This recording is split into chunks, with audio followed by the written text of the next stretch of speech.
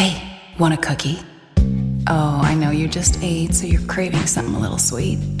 Besides, one cookie isn't gonna kill you. How about half? Just a bite? Bite it. Bite it. Bite it. Food noise isn't fair, but Mochi Health is. Your affordable GLP-1 source that puts you on a path to successful weight loss by quieting food noise. Bite it! Shh. Learn more at joinmochi.com. Mochi members have access to licensed physicians and nutritionists. Results may vary.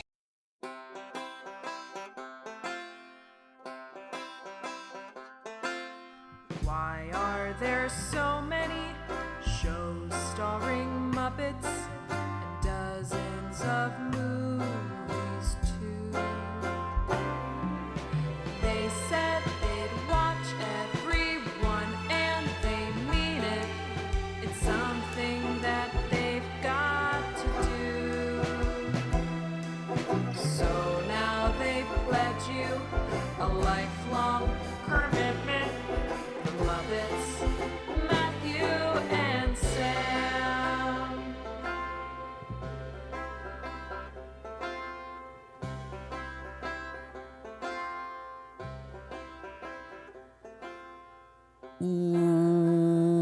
Welcome to Commitment, the podcast where two friends have vowed to watch all things Muppets. I'm Matthew Gatos. And I'm Sam Schultz. And this week, we dip a toe into November of 1989 for our second to last Ghost of Faffner Hall episode, because we are here today to discuss episodes 7, 8, and 9 of this 13-episode series. And that means this week we are here to discuss the episodes called If You Can Play, comma, It's an Instrument, Improvised Music, That one's okay. and Notation, colon, The Sign That Gets the Sound. Why are they doing that? What happened to when things were called like Boober's Rock or like Red Sees a Guy? That's my favorite Fraggle Rock episode. If Red saw a guy, she'd lose her freaking mind. Guys, there's a guy in Fraggle Rock. I don't know how else to describe it except it's a guy. There's a guy. He's just a full-on guy. It's not Doc. It's No. just some other guy. It's a guy. Yeah. Well- Did you say we're dipping our toes in because when we go back to Muppet Babies, we'll be back not in November? Correct. This is a dip at the toe and going, ooh, cold. Not yet. I'm not ready. Yeah. We have to stay in the 80s.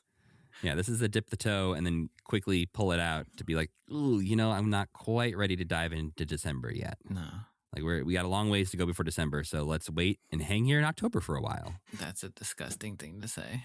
Well, before we get into talking about those awfully titled episodes this week, I had a quick question for you, Sam, that has nothing to do with anything. Okay, great. Do you like the Beatles? Oh, do I? I think I probably have a very similar path with the Beatles that a lot of people do, where All when right. I was a kid, my dad played me the Beatles, and I was like, holy shit, this is pretty good. And then we listened to the Beatles a lot for a couple years. And since then, I haven't really listened to the Beatles. But every now and then, I'll hear a Beatles song, like a Beatles song I've never really heard before. Because I think also people our age listen to One a lot, One was definitely, for those that don't know what One is, One was a greatest hits album that came out, let's put a guess on it, 98? Wow. I've never even considered that it could have come out a year. It was November 2000 it came out. Wow. 6th grade, 7th grade, something around there. That one came out for us. But yeah, my mom owned Beatles One, and that was played in the car a lot because another thing that's very hard to understand for anyone who's really young, some music just wasn't easily available back then. And so the idea of getting all of these songs in one collection was a new concept for the Beatles. Like the Beatles often were like late to adapt to things. Yeah, especially back then. Well, yeah, I mean always, but there's not much been to adapt to since then. Well, they were really late to adding their music to streaming, like Yes, legally and exactly. stuff. So Yeah, right. And back then you had to have a CD of it in a car, and you could burn a CD starting around, before this. But yeah, you're right. It was new. It was not. We didn't have everything at our fingertips, kids. We had No, to but discover the Beatles. yeah, and for the record, it has sold over 31 million copies. It is the 4th best-selling album in the U.S. of all time. So yeah, so I listened to one a lot, which is their I guess it's their number one songs. Is that what it is? Songs that hit number? I don't know what it is actually. Sure, I probably. don't know what the concept of one is, but I it's a think- greatest hits album.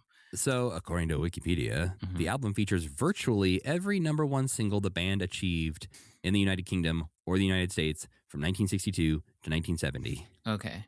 Yes. So it's every song you've heard a million times. Right. But sometimes, so it took me a little while to get to the albums of Right. the Beatles. I think I listened to Sgt. Pepper probably when I was a kid. I listened to I mean that was probably the one, Magical Mystery Tour, like the goofy ones, or like Mhm. those ones that were attached to like Yellow Submarine and stuff like that. But yeah, it took me a while to get to like Revolver or to get to like the Beatles, the self-titled that one. So sometimes I'll listen to I'll like go through one and I'll be like, oh fuck, that's a good ass song, and listen to it. Like Cry Baby Cry is one I just heard and I was like, oh shit, that rules. And I also really like their solo stuff. I like George Harrison and I like Wings and I like the You guy would. who's in Wings. Paul What's his McCartney. name? Yeah. I love Ringo's All Star Magic Band or whatever the fuck it's called. No, I don't listen to that one. But yeah, I listened to them a lot when I was a kid. And then as an adult, I feel like listening to the Beatles, I don't want someone to walk in and be like, you're listening to the Beatles? But if they walked in and said, you listen to Paul McCartney, I'd be like, fuck yeah. But I think there's just something about the Beatles where it's like, well, yeah, everybody knows this. But that's not fair because they're really good. No. But why do you ask? Mostly because I've still been making my way through Oh, that yeah. 9-part documentary on Disney Plus Mhm. of the anthology. I'm finally on the last part, so I'm almost done. But as a part of that, obviously, I've just had Beatles on the brain Mhm. and been listening to a bunch of their stuff. It's also very safe to listen to with a baby. Like I'll just put on Oh, a yeah. playlist that's called like slow Beatles songs, Uh-huh. and boom, we've got a bunch of bangers. Yeah, kids love the Beatles, which shouldn't mean that the Beatles are bad or like that they're for No. kids or anything. But kids do love the Beatles. Well, and I, had the same experience of listening to the Beatles a lot with my mom. She was a very big into the I Want to Hold Your Hand era because Oh, the Beatles interesting. were my mom's first concert when Mhm. she was like 10 years old when they came to the U.S. Mhm. She saw them in Chicago at like the Chicago Amphitheater or whatever. Whoa, that's cool. Yeah. And which is the idea of there were so few opportunities in the U.S. to see the Beatles, and my mom happened to see them, which is amazing. And so she obviously has been a Beatles fan for a long time, and we used to listen to them. But then in high school, I got really into punk music. Yeah. And you want to know what band punk musicians don't like or want to easily tear down? Like make fun of the Beatles. It is the Beatles. So I fell into, I think, my current favorite musicians don't like the Beatles, so Mhm. I shouldn't like the Beatles. Or at least they say that they don't like the Beatles. Right, correct. I'm sure later in life, for those that made it there, they would say, hey, actually, I kind of listen to the Beatles all the I time. think the annoying thing about them is that probably actually everybody likes them. which is not cool. Like if you are cool, it's not cool to Right. like something everybody else likes, but kind of they're it's kind of hard not to like them, right? Well, especially I think because they've done so many different kinds of things. Like Right. comparing Yeah. like I Want to Hold Your Hand to Helter Skelter, you're like, those are different bands. Yeah. Like those are different men making different music, only like 4 years apart sometimes, which is the most wild thing. Right. That like the entire Beatles catalog existed in like 7 years. Yeah. I think I was just very anti-Beatle in high school. Mhm. And then in college is when their music was finally added to iTunes. So you could actually Mhm. buy it digitally. It was like 2010. That was a so huge again, deal. Oh, yeah. I remember Apple, like, proudly proclaiming, like, we got the Beatles. Yeah, You can buy I them on your remember that iPad too. now. You got it. But I also had a roommate in college who was a very big Beatles fan, and I think helped me appreciate the Beatles more. Mhm. And he was into more of the, Rubber Soul, White Album kind of stuff. And so that was kind of the first time I really listened to that stuff and was like, oh, actually, these guys are pretty good at what they do. Yeah.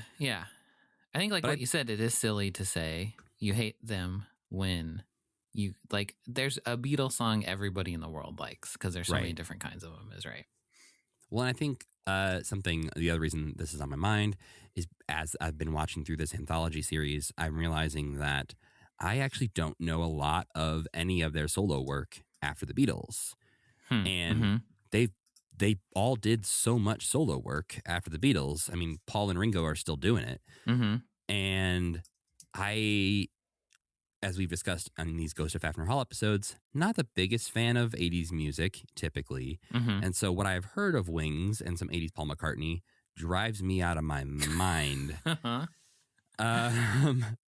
But I've been wanting to sort of give it a recent chance lately. So I've been putting on some of their solo work while I've been doing things around the house. And it's very interesting to see the progression from Beatles stuff and how quickly some of them sort of run away from Beatles stuff versus the ones that are like, I guess I'll do Beatles for a little while and then I'll get real weird in the 80s. Well, yeah. I mean, even like Paul McCartney was always doing the thing that you could point to as like, that's the annoying Beatles thing that I don't like, which when it was mixed with the other people was like more tolerable than some of his stuff. But I do like, I don't know. I like all of it. And I like 80s music. I'm not like you. Yeah. So I like the stupid annoying stuff is fun for me also. But I mean, George Harrison is so not. I mean, he is. Every now and then you'll get to like on All Things Must Pass or something. You'll get to one every now and then that's like, this is Beatles as fuck. But then the rest of it is just like, this is so sad. But you know what the Beatles also is? Music. So it did have something to do with something after all. It did connect. But I'm going to be brave and say, I like the Beatles. Whoa. I'm coming out strong. Who's your favorite? Oh, I think George probably. But I think Paul's music is so fun. I think both of them, I mean, they're my two obvious favorites, which I think is also pretty obvious. I think they're probably a lot of people's favorites. I think John is high on a lot of people's lists. Well, but he's such a fucking asshole. He's also got some music that is insufferable to listen to. Yeah. Where it's 12 minutes of him and Yoko moaning each other's names. And you're like, well, let's not hope that one comes on when the kid's in the car. Yeah. I don't need any of that stuff. He is, you're right, I'm sure. But yeah, I'll listen to a George and a Paul is his name. Yeah. Any day of the week. I know my mom's favorite was George when she was a kid. Because she was like would hang out with her friends and like wear Beatles wigs and stuff like that. Ooh. And that was the one she liked. So interesting time. They are so weird because they were like a BTS type of like super boy band. Everybody was in love with them, and then they turned into complete freaks. Yeah, I think which also rules. For anyone who's interested in learning more about the Beatles, that anthology documentary read more series, about it at your local library. Yeah, that anthology series really does cover everything you'd want it to cover. And my favorite detail is that throughout it, like these interviews were filmed in the early 90s, and throughout it, George Harrison is at different places on his estate, his giant weird like estate he had in London. And Ringo is mostly like at his LA house, like poolside. Every time Paul McCartney shows up, you have no idea where he's going to be. Sometimes he's in a studio. The next time, he's next to a campfire in the middle of the woods. What the hell? Sometimes he's driving a tugboat. What? How did he arrange for this? What do you mean? It felt like a thing of like, he's like, I have plans. You can follow me with a camera and get some interviews, but I'm going to be on the tugboat. I will continue living my life as normal. Yeah, tugboating, campfires. But it's so funny that like he'll be telling parts of the same story. Or they'll be like, oh yeah, tell us about how you and John first met. And it'll start off and he's like in the studio talking in front of like all his guitars. And then it cuts away to some archived footage. And then it cuts back and he's continuing the story. But now he's like literally driving a tugboat through like a marina. And you're like, well, maybe he's got like a holodeck like on Star Trek.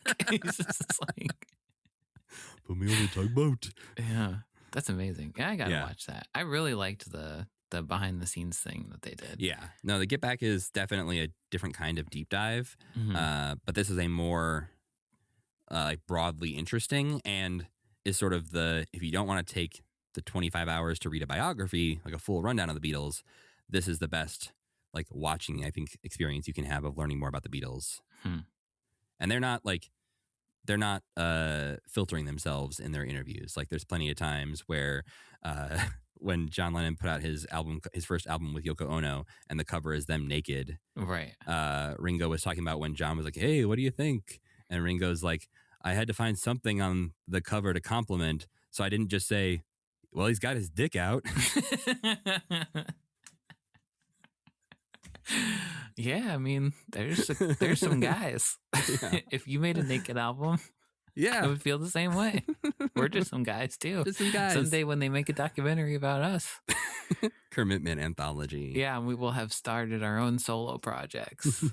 The Eureka's Castle watch through that I do with, Anya Taylor-Joy. Probably.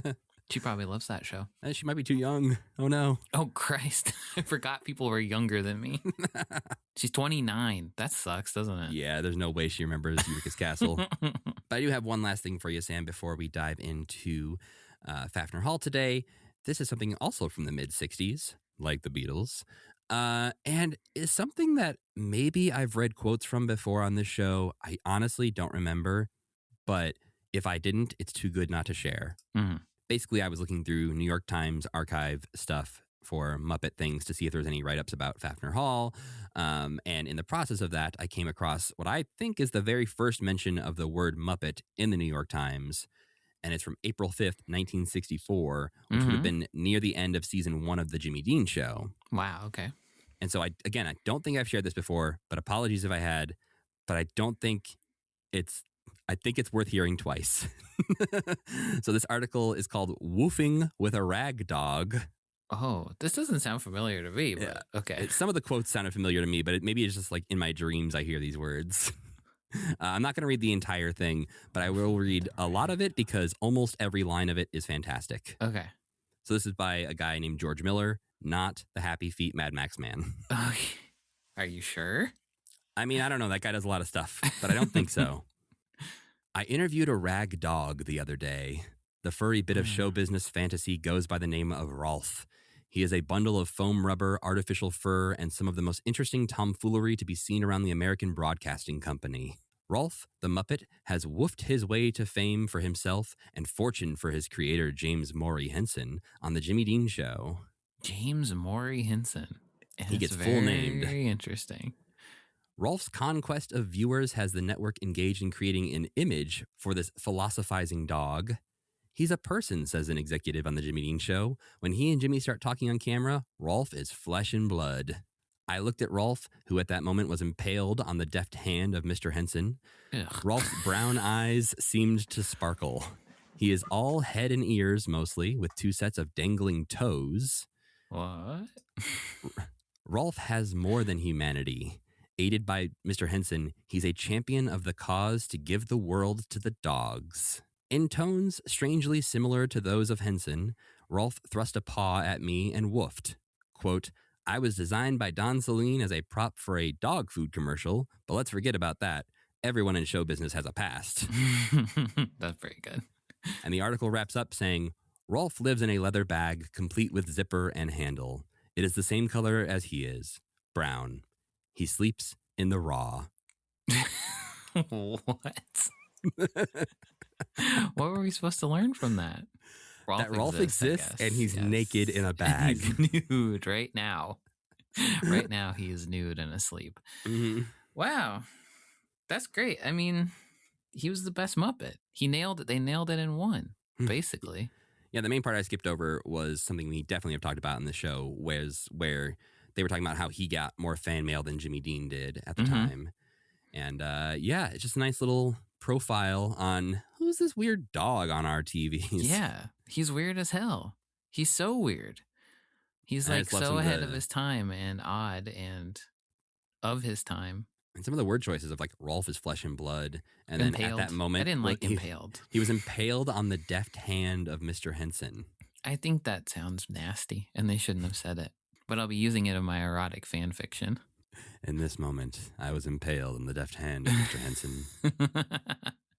Yeah, I mean that sounds pretty good, right? I mean, it's not bad. That dude could probably do some magic with those hands. You know what I'm saying? I never thought about it before, but he did have a lot of girlfriends. Very dexterous. Well, on that note, I'll move us along and say, Sam, what did we watch this week? You think he was like? No, I asked the question. There's laws. This is not a sexual question. Were his hands insured? They surely must have been somehow, right?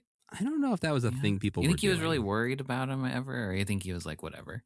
I mean, we talked about it a while back. I don't remember when it was, but there was a time where he started to have a little bit of a tremor.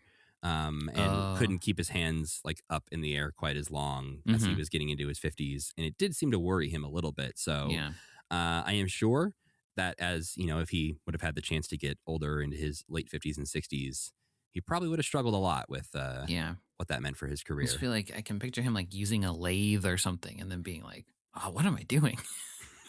Got to get someone else to use this lathe. I don't know what a lathe is. Okay, anyway. I don't think it's what you think it is. Because I'm not sure where you would use a lathe on a puppet. Oh, he's doing some woodworking at home. That's what I was picturing. Okay. I thought he was... that lathe is what I thought it was. Okay, yes. I thought he was like building a new Rolf, and for some reason was like lathing the nose. He does woodworking, and he does the worst thing a puppeteer could do in their personal time, which is woodworking. Yeah. So first we watched If You Can Play It, It's an Instrument. Original air date October 23rd, 1889. Old show, 1989.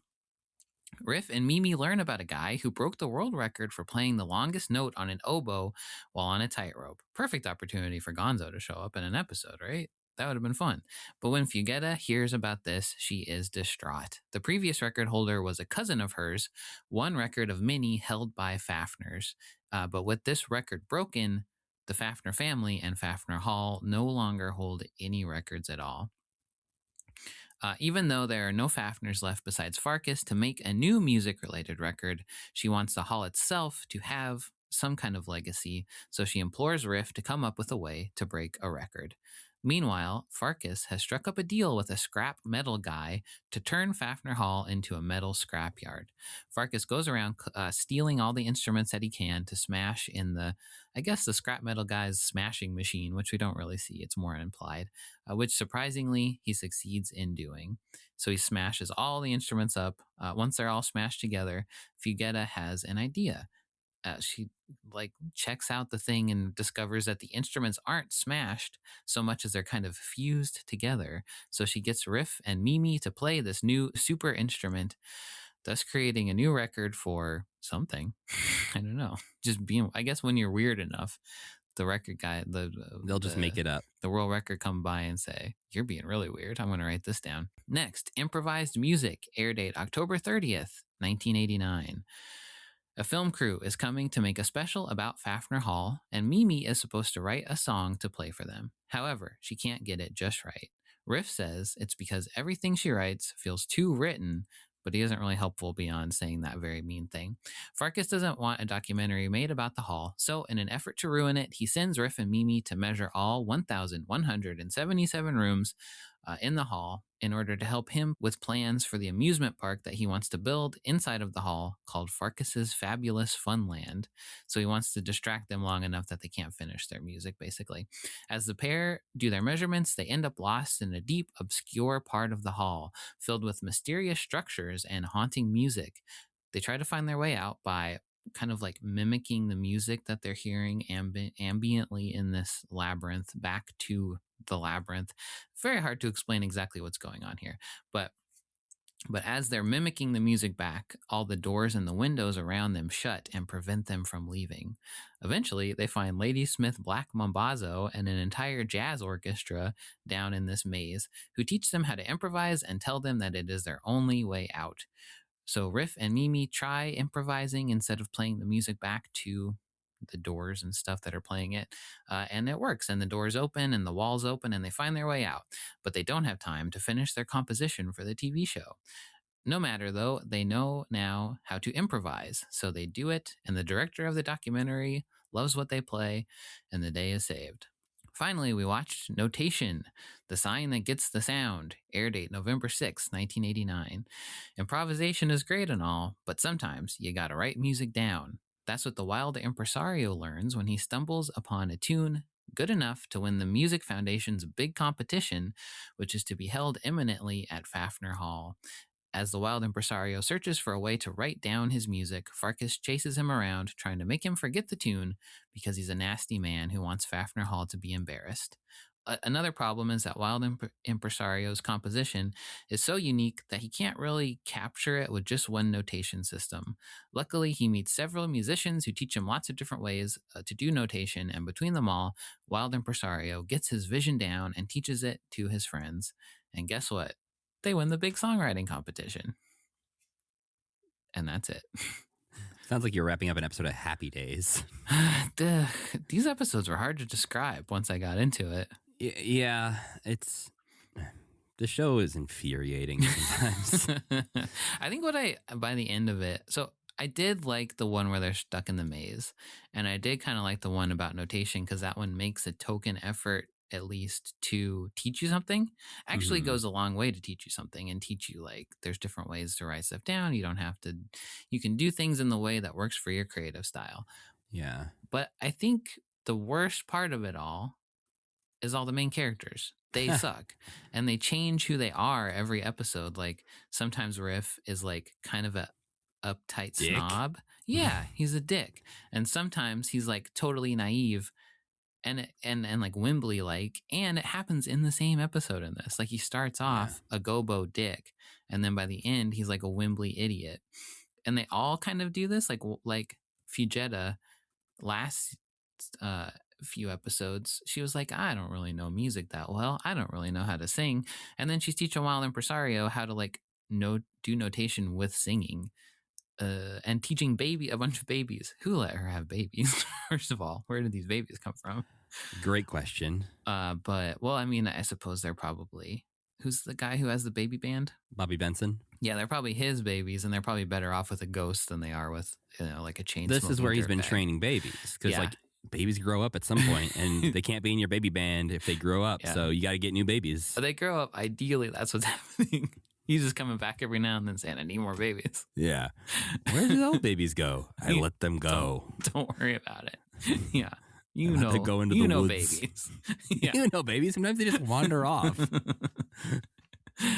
But yeah, this show is infuriating because it gets close sometimes, but I just still feel like it should be a Fraggle show. I think it needed to have established characters, or I don't know. It needed to have something different with the main cast. Well, and I think you're right in that there is an episode here that is actually trying to teach stuff. And they do that a few times throughout this batch where they're actively being like, you are learning a thing right now. Right. But that notation episode is very much just all teaching very basic music things that they have not done before.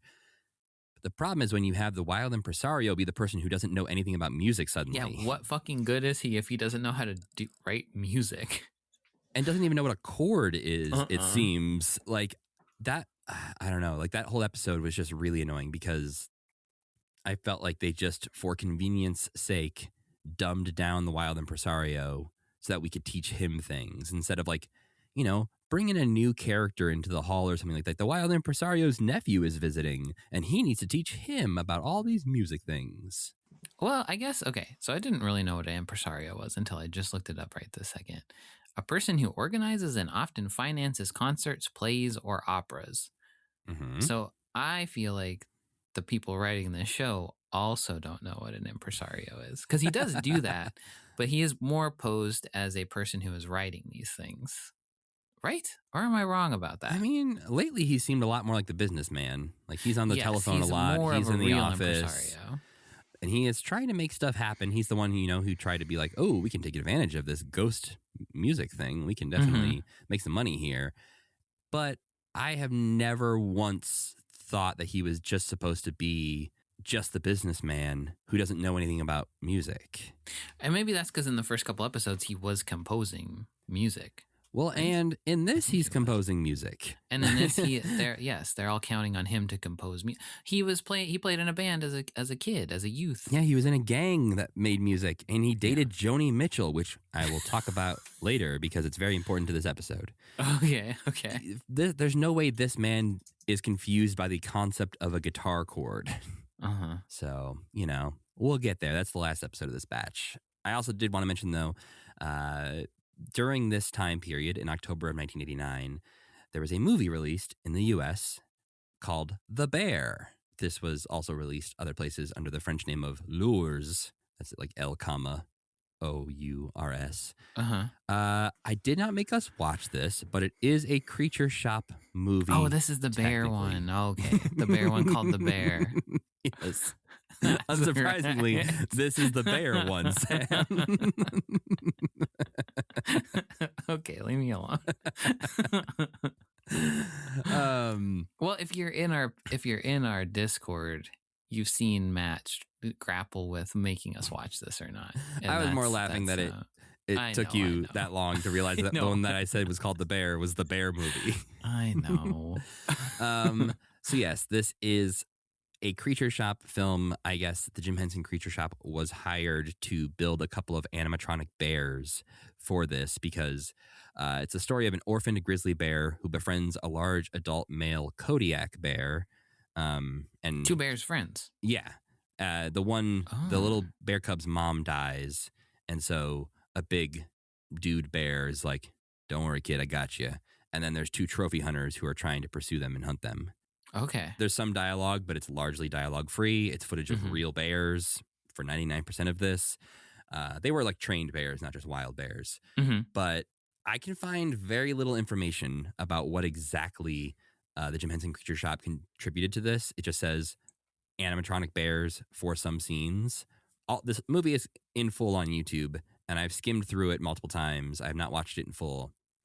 I saw maybe one or two scenes that I'm like, that's probably a fake bear because it's either like an already dead bear, like laying down, or it's like a close up of, the bear's eye or a bear's foot. But I would say from what I skimmed and saw, there's maybe 10 seconds of fake bear in this movie. Oh, okay. Yeah. And so, or they did such a good job, you don't even know what's going on. True. If somebody out there has seen this and thinks it's worth talking about, let me know, and maybe we can talk about it somehow in the future. But for now, I looked at this and didn't see a lot of puppetry or really impressive Creature Shop building that was going to be worth talking about. So I decided that we don't have to watch this one. Okay. I can make peace with that. I think that's okay. I feel like there's enough animatronics and things that come out of the Creature Shop later on, like with the witches and Ninja Turtles, that we will have plenty to cover say. That side of it more in a much more obvious manner. Yeah, but this would be like, that 10 seconds looked pretty convincing. And then we're just going to talk about an orphaned bear for the rest of this episode. But getting into the first episode of Ghost of Faffner Hall that we watched this week from October 23rd, 1989. It's called If You Can Play, It's an Instrument, which for about half the episode, I didn't know why. No, there's lots of instruments in this. And also, it's kind of a cheat to have the instrument at the end be made out of other instruments. Yeah. The only part of this episode that does relate to the If You Can Play, It's an Instrument affects the plot 0%. Yeah, when they're... Oh, sorry. There's such a more obvious plot of Riff, like, wandering around being like, I think the record I want to break is, like, playing an orchestra with no instruments or something like that. Yep. And he meets different monsters, and they're banging on garbage cans, and they're whatever else you can do to make music. You've already improved this episode. Maybe he meets a jug band or something like that. He meets a fucking jug band, Matt, and they all are hooting on jugs. Come on. He meets Emmett Otter. He meets some of the guys from the Muppet Show. They're all hanging out. The Goo Goo Gaga, whatever. Yeah, Muddy Feet guys. They got their feet out. Their feet out. Somehow there's mud inside. No one knows how. We get to see Riff's feet. He has real human toenails attached to it. And they're 10 inches long. They're long. He doesn't have time to cut his fingernails, toenails, etc. This episode was written by David Angus and Patrick Barlow and directed by Tony Kish. I gotta admit something, Sam. As much as we're talking about our disdain of the main characters, somebody is growing on me as a character. Oh, wait. Is it Farkas? It's a Farkas. No, he's the most evil Muppet. I fucking hate that guy. But in this batch of episodes, Sam, he walks down a hallway gleefully going, "Ooh, I love me. I'm so nasty." Yeah, he's having a lot of fun with it. And I do feel like there's a couple episodes in this where he's like, he's defeated, but very much in quotation marks. So when he's just like, I give up. Yeah, there are definitely times where, most Fafner Hall episodes end in a dubious way where you're like, really? Okay, I Yeah. guess we You solved could that problem. You can destroy this building anytime you want to. I don't understand why you're not doing it. Yes.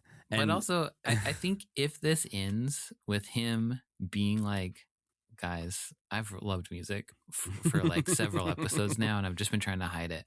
And he like is their friend. I would be like, this is great. What a great character arc. I know it's not going to, but I want this whole series to end like that scene when all of a sudden Statler and Waldorf are doing like the vaudeville routine on stage at the Muppet Show, and you're like, whoa, this is weird. yeah. I want him to do like Putting on the Ritz or something. Yes, and just go fully all out. like half the episode is just a performance from Farkas. Yeah. He's got a And- whole ragtime thing he's playing the banjo. Yeah. Maybe that's the tragic backstory we find out is that Farkas was cut from being, first chair in his high school orchestra or something. So Yeah. now he hates music. That would be a great series finale of this something that I assume was supposed to be several seasons long. So probably doesn't end that way. But that would be a good ending. Yeah, I'll be interested to see if it feels like it ends in an ending kind of way, because at least for this first season, I think they knew they were getting 13 episodes and they made 13 episodes, and then it just wasn't picked up after that. But I think this is what they intended to make. So there might be a season finale that feels final. Where they're not saying, we're going to be learning about music and defeating Farkas for years and years to come. Hopefully not. I guess there's a certain part you'd probably have to do that a little bit, but yeah, who knows? We'll see. But we open this episode on Riff playing a handful of wind instruments, including panpipes, a recorder, a bigger recorder. I hate every other character more than him, Matt. So I think you're right. I think he's maybe the best one. Mimi comes in to share the crazy story that she read about a guy breaking the record for playing the longest note on an oboe while dancing on a tightrope, which you're absolutely right, would have been an opportunity for her, even just to say, like, even just show a some picture guy that's named like, Gonzo. look at this guy. Or just saying, yes. Some the big great nosed blue Gonzo. guy broke the record for blah, blah, blah. Like a little fun joke for us Muppet Have heads. a little Gonzo in there. She also does it in the most like annoying, like walks in like laughing to herself and being like, I can't believe it. What's like the obnoxious thing where people want you to be like, what? Instead of just telling you. And Riff is obviously completely uninterested in it. He does not care at all. And he's like, I'm just going to keep playing my recorder if you're not really going to say why you're here. Yeah. But as they discuss the record, Fugetta's head appears in the room, and Mimi is shocked to see that her body is not with her. She's a ghost. You guys got to get over. I love that in the middle episode, Farkas is like talking to that film crew, and he's like, "There's a ghost here," and the film crew's like, "We know, and we don't care." Yeah, I have a problem with that moment as well. We'll get to. We'll get to that. Yeah, I have a problem with this moment first, though, because didn't it feel like this was going to be a part of the like plot? the whole episode was going to be her B plot of the whole episode was that her body was wandering around somewhere. Yeah, and without she was her, going to which get into scrapes and scraps, and somehow she just couldn't find her body. Yeah, it did. It felt very important because then it seems like the body's following Farkas around, like trying to stop him from doing whatever he's doing, which is not the case. It just is all meaningless. And she suddenly is just like, oh, hey, I got my body back. Here's my body. Yeah. It could have been fun. Could have been a fun moment. But there's a lot with this show where for some reason they just don't go the extra little step up and do the thing that would make it better. Yeah, I feel like has been a complaint we've had about other Muppet projects. Like even Jim Henson Hour stuff is like, yeah, but that the obvious idea was right there. You went first idea, or like you wrote the script and didn't go back through and read it. You didn't check your work. Well, and I think, like a lot of it, we I think said this about the Jim Henson Hour where they would write down and then Kermit says something funny and they'd get on set and they'd be like, crap. Okay, Kermit, say something kind of lightly humorous. And this, I feel like they did that, but with plot outlines Yeah. where they're like, Fugetta wants to do this. And they're like, why? They're like, we'll figure that out later. And they didn't. And so when they And get they on forgot. set, Fugetta just says, I really want this. Don't ask me why. Like, I feel like so many characters are just from episode to episode deciding they want something to happen or they want to Yeah. do something. And it is never explored as to why they would want that to happen or what that results in or what's going to happen next. They're just Yeah. like, I got to do this thing. And you're like, sure. I kind of feel like, especially with her, and I think a lot of I feel like a lot of the issues we have are their characterizations in the first couple episodes, especially Wild Impresario and Fugetta were very different.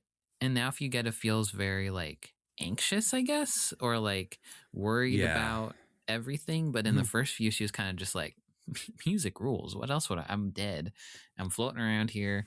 I'm meeting all these musicians. What else do I have to worry about? But now she's always kind of like, I don't know, worked up about something.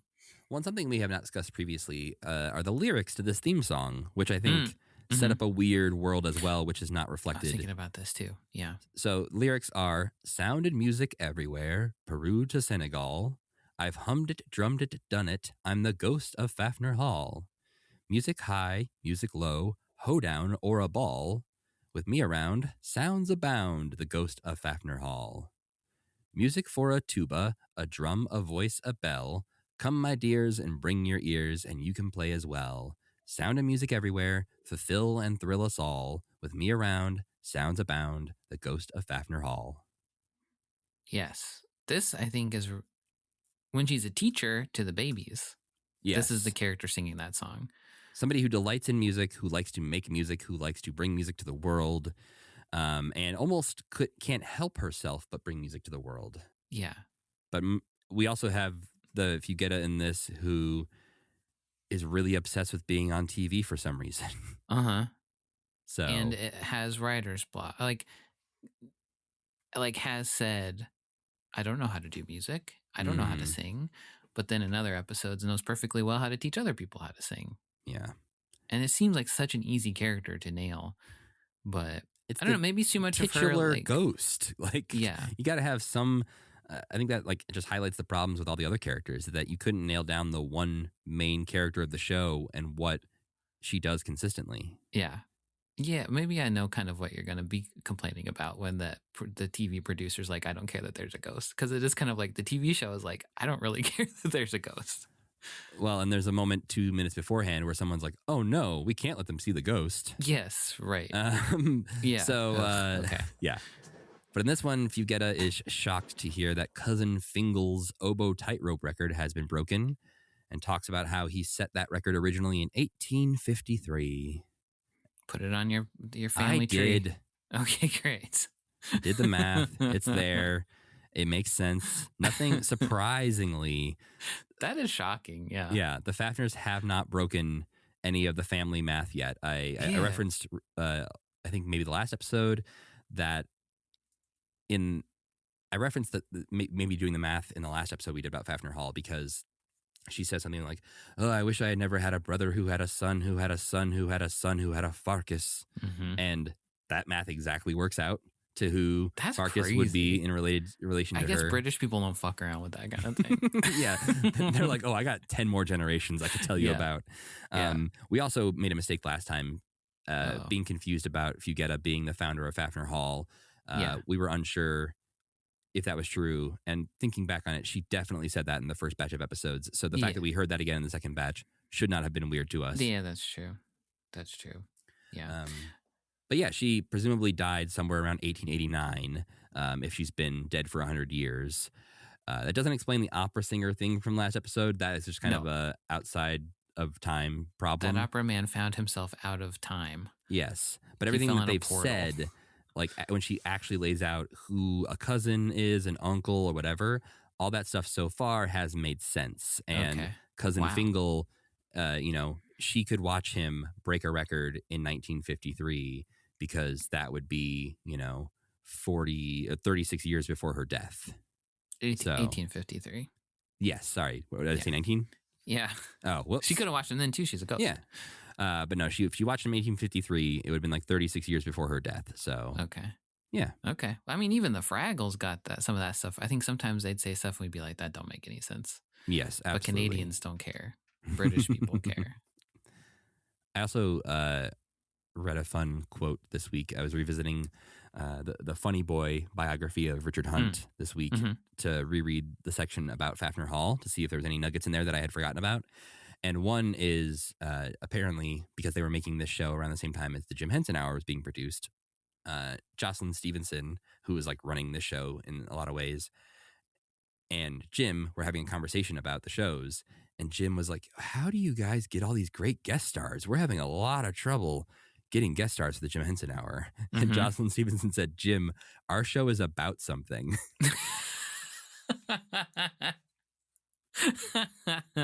They do get great guest stars, as true. But yes, they don't always do the best work with them, but like, holy cow. You know, they're doing what they can with what they got, I think. And and they I mean, get some of the they even steal. Like they had Bobby McFerrin, and Jim already had Bobby McFerrin, so he's probably like, I can't even have an exclusive on Bobby McFerrin. That's brutal. Well, yeah, in this moment, Fugetta gets distressed that this was the last remaining unbroken Faffner record. Mimi says, well, there are no more Faffners left to set new ones aside from Farkas. And instead of, trying to figure out how they can help Farkas break a record, Fugetta decides to just abandon her convictions here and say, well, I guess it doesn't need to be a Faffner. Riff can do it. Yeah. What is the problem then, Sam? Well, I think she kind of is hedging a little bit earlier lines where she's like, this hall was filled with people who had records or something like that. Yeah. I think I probably gave them a little bit more in my summary, gave them more a more solid reason to do it is that she just wants like her legacy to live on one way or the other. That is not exactly expressed in the show, but is maybe the only explanation for what she's even fucking talking about. It's the confusion around something we talked about last time, which is like the ownership of the hall of who needs to own this. I guess it has to be a Faffner, but a Faffner who's excited about music. So you don't want Farkas to do it because he's not excited about music, but you don't want somebody who's not Farkas to own it because it needs to be a Faffner. Because it needs to be a Faffner. And this was, for me, a very serious thing where she was like, oh, the last Faffner record broken. Right. That's okay. Somebody I know can set the record, and I'm okay with this now. Oh, yeah. And they trick Farkas into playing a song by not showing him any actual instruments. I mean, that even happens in this, where he starts kind of freaking out and he's like banging on stuff. And then that guy, David Sawyer's like, you're playing music, you little It could have been somehow they trick Farkas into playing that instrument at the end that Mimi and Riff play. Yes. Because he's bragging about how he smashed up all the instruments or something like that. And as he's bragging about it, he sits on a pedal or something like that. And it goes, wah, wah. And someone's like, oh, you've done it. You've broken the record. And so you get a Faffner record and you get Farkas accidentally playing music. Right. So he's pissed that he did this. Right. I don't know. Yeah. We shouldn't have to be doing all your work for you guys. Come on. Yeah. So Mimi and Fugetta decide that Riff should be the one to break the record. And Mimi even gives him a big old kiss on the cheek to win him over. Yeah, she kisses him a few times in this. Which is another thing that I was reminded of reading Funny Boy again. Something we had not mentioned. The puppeteers behind Mimi and Riff, Karen Prell and Mike Quinn, were newlyweds at this point. Oh, that's very interesting. Yeah. Okay. And so they got married in 1988 and would be married until 2004. Okay. So at this point, they were brand new newlyweds making a puppet show together. Wow. Yeah. And smooching each other with their puppets. But out in the hallway, Farkas is leading another mystery man around the building. But this time, they're discussing turning the hall into the Faffner Hall scrap metal plant. Yeah. And the breaking the record plot kind of falls away for a majority of this. Yeah. You spend a lot of time talking about it up at the top. It don't come back until basically the very, very end. Nope. And dear God, this episode, I feel like must have had 3 sentences written down for how to fill out this episode. Yeah. I can't even remember what happens now. Oh, just you wait, Sam. There's something that happens in this episode that is, I think, unforgivable. Oh, okay. Okay. So it's unclear for a while also what this man's role is who's talking to Farkas about scrap metal. Like, he's not buying Faffner Hall. he just seems to know a lot about scrap metal and can help him do scrap metal things. I suppose that's true. The only thing he ever says is, that's metal or that's not metal. Yeah, you can smash that. I know what metal is. Yeah, he's a smasher pass man. Yeah. That's what they called him back then. That's the origin of that especially phrase. in England. The old smasher and passer. Yep. They're saying all kinds of weird stuff over there. Figure out where the U is in that. But this man did bring some samples of scrap metal, including pots, pans, and a car. And Farkas, just to get his rocks off, I guess, really wants to hear things get scrunched up. Yeah. He's really into it. But the man didn't bring any unscrunched metal with him. But Farkas says, that's not a problem. We can find metal around here. And he's just a little too into it, I gotta say. Very, very excited in a sweaty, horny way. Yeah. By the way, in the middle of that, while they're walking down the hallway, we do see Fugetta's body wandering the halls. And the next scene is her body reuniting with her head and her scolding her body for wandering off. So it was just like a fun little thing they threw in there. Yeah. And you'd think that there would be a scene where her head's floating and her body's standing there trying to like pantomime like what it just saw. Yeah. You know? There's a very good, it reminds me of a very different tone, but the Sleepy Hollow movie. The Tim Burton one. Yes, there's some scenes in there where the body's like, what's happening? I can't see. And it's kind of funny, but also menacing. Or in Hocus Pocus, same thing happens when the guy more funny in that. And they have the similar dynamic of like the head and the body are two different entities sort of that. Yeah. Well, as she's scolding her body, we see Farkas and the mystery metal man transporting a trolley full of metal, including one of the washing machines, which I try to give the show credit when I can. Fugetta watches them bring this trolley of metal through the lobby and goes, ugh, his horrible machines again. How terribly tiresome. Yeah, it's a washing machine. Is that what she's talking about? I guess she's mad about that. Or is like she the still mad about the washing machine? That is, I don't know. Yeah, I don't know why there's like a reoccurring motif of washing machines with Farkas. It doesn't really make any sense because he hangs out in this room that in that one episode had washing machines in it, and in this episode still has washing machines in it. So he just likes washing machines. Well, and when it was the washing machine room, we were unclear why Fugetta was mad about it then, because she's like, ugh, these used machines or whatever. We're like, why is she so mad about this? Just a bunch of washing machines. Do you think it's because they didn't exist during her lifetime? I suppose, but like thousands of people live in this hall, I assume. You gotta do some laundry.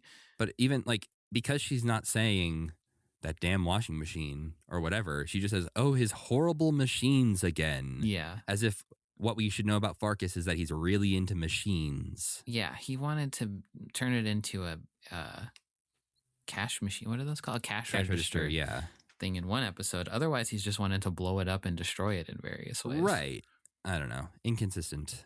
But they're interrupted by the doorbell. So Farkas goes to answer the door, and we see the outside and the front door of Faffner Hall. This is like seeing the Muppet Babies go outside. It's more like when Homer went outside in 3D. Yeah, it is like that. You're like when all of a sudden Homer was just in Los Angeles in the real world walking around. It would be like if the Muppet Babies were like, oh, we get to go outside, Nanny? And they walk out, and there's just a real dude walking around being like, hey, what's up? Is this outside of like some one of the staff's or like one of the crew's normal British house? Yeah, I really wish I could figure out where this was, but there's not enough context clues. We gotta get that like GeoGuessr guy on the case. Oh yeah, he could get there instantly. Is right. It turns out at the door is jazz saxophonist Courtney Pine, who is, I guess, running up on hard times because he's now selling saxophones door to door. Well, other famous musicians have worked as janitors here, so. That's true. It's a world where all musicians are having a hard time, I guess. Yeah, much like you talked about previously, where sometimes the Muppets kind of put out this self-fulfilling prophecy of musicians and creative people are actually losers who are never going to make it. Right. This show does that overwhelmingly with no matter how famous a musician you know, if they're in Faffner Hall, they're barely getting by. Yeah, they live in the basement amongst the filth, and they have to hope someone wanders into their room sometimes. Yeah.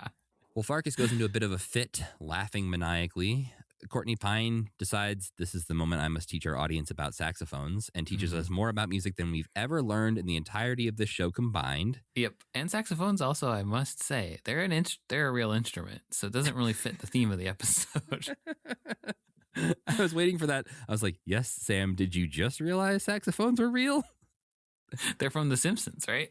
They were invented by Lisa. They were invented by Lisa Simpson. So a couple of years later, they were like, we got to explore this fictional instrument on Faffner Hall. No, I just mean you can't have this section in an episode that's supposed to be about improvised instruments. No, especially because it goes on for so long and he explains everything you would ever want to know, but maybe in this moment don't care about in regards to saxophones. Of like I would have bought a valves. saxophone from this guy. Come on. Well, Farkas, who claims to be a hater of all things music, starts dancing a little bit. Wow. That was weird. But then at the end, when he starts playing some like love ballads, or I think, what did he call them? Oh, smoochy music, I think. Smoochy time or something like that. Farkas does just fully fall asleep. Yes, because the only thing that gets him hard is smashing metal. And so, yes, he doesn't realize at the time that saxophones are made of metal. So he goes back inside, laughing at the idea that he would ever buy a musical instrument. And the scrap metal man's like, saxophones are metal, actually. Yeah, so we could have smashed those, you idiot. Yeah.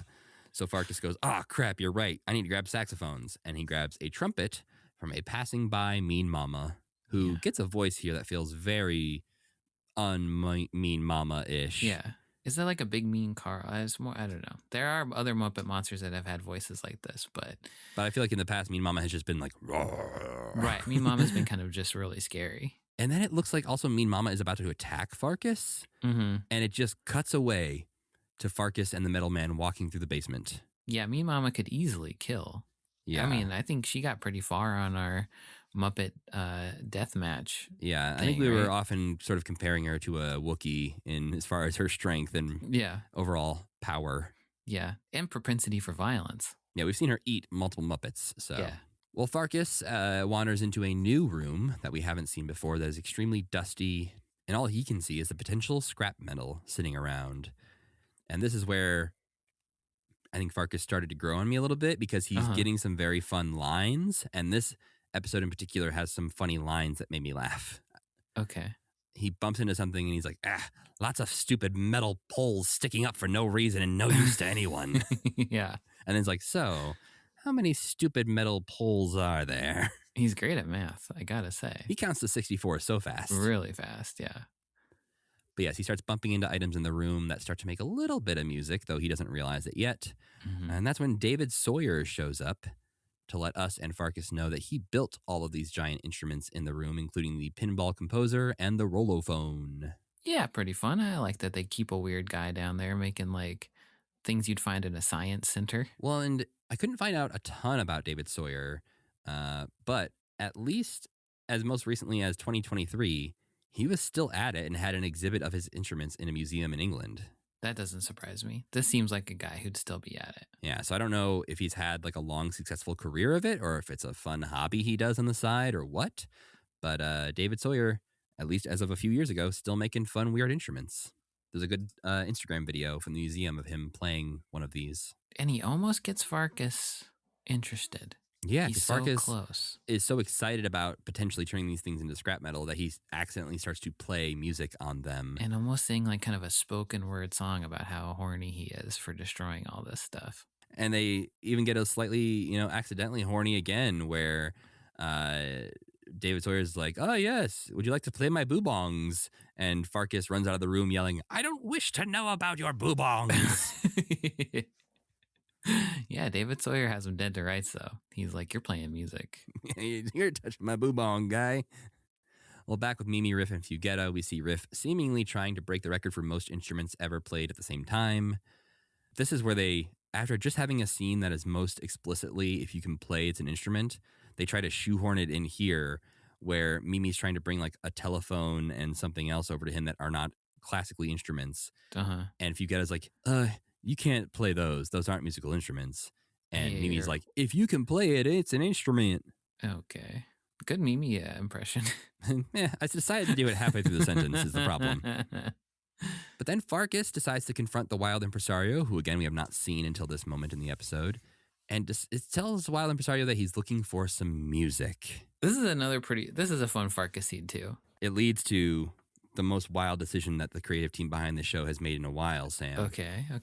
The wild impresario is shocked to see Farkas being excited about music, but does say, "Oh, I have a videotape here about music," which, if you're Farkas, does nothing for you. No. We learn that it did do something for him afterwards, but in the moment, when what we know is Farkas is looking for musical instruments to steal, he asks Wild Impresario for some music things so he can steal watch them. this tape? Yeah.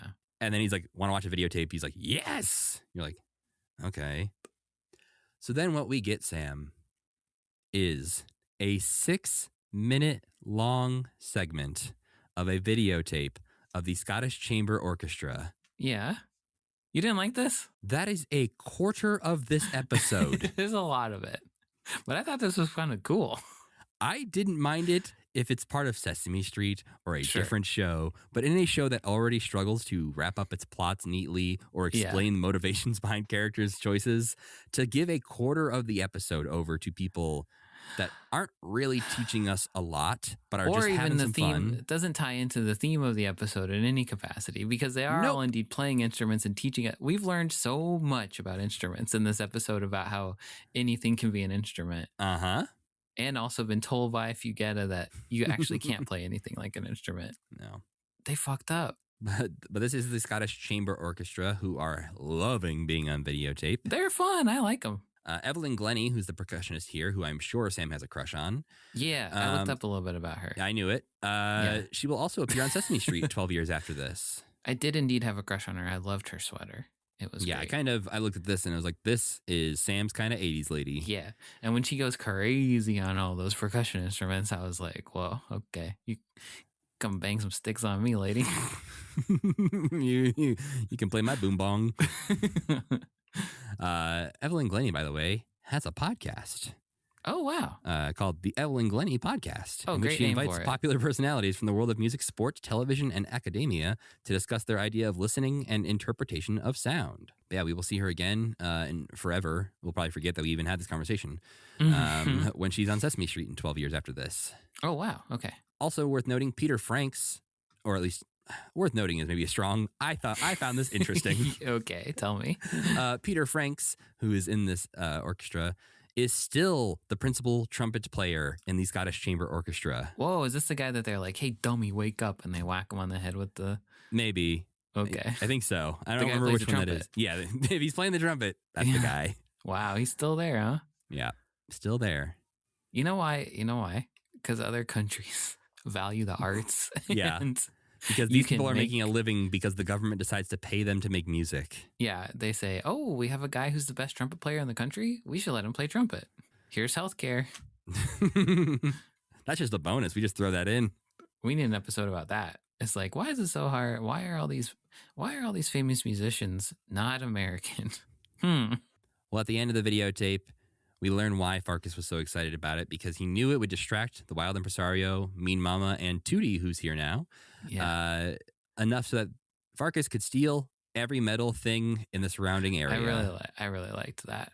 It's very good. He's like these morons. I know exactly how to distract them. Every time they put on a tape, they're busy for at least 6 minutes. So he's like a substitute teacher. yeah, he just wheels in the cart. He's Roll like, out the look Avon over cart." here while I blow up the hall. Well, Riff is now trying to beat the record for playing 475 arpeggios on a harp while riding a horse blindfolded. Is it Skyball Paint? Is that the horse? It that is we're looking Skyball at here? Paint. Okay. I don't like when they bring out these old Muppets from the Muppet Show. Because I it makes like the current it in ones some look worse. way. Yeah, it just feels kind of disrespectful to me. That it's just like Mean Mama could be anybody. Yeah, I don't know. It's not even about the characters. It's like, they're just going into the warehouse that they still have and like pulling out different guys. But I think it just bothers me that the main cast is so ugly and there's so many like Don Celine designed beautiful classic puppets here that clash so much with who we're seeing. I will say there's a new puppet in this batch of episodes who might be my favorite Faffner Hall character so far. Is it that lizard who goes crazy? It all the is time? Richard Hunt's iguana character. I love that guy. Yeah. He's in 2 different episodes, Yeah. right? We'll get to him And soon.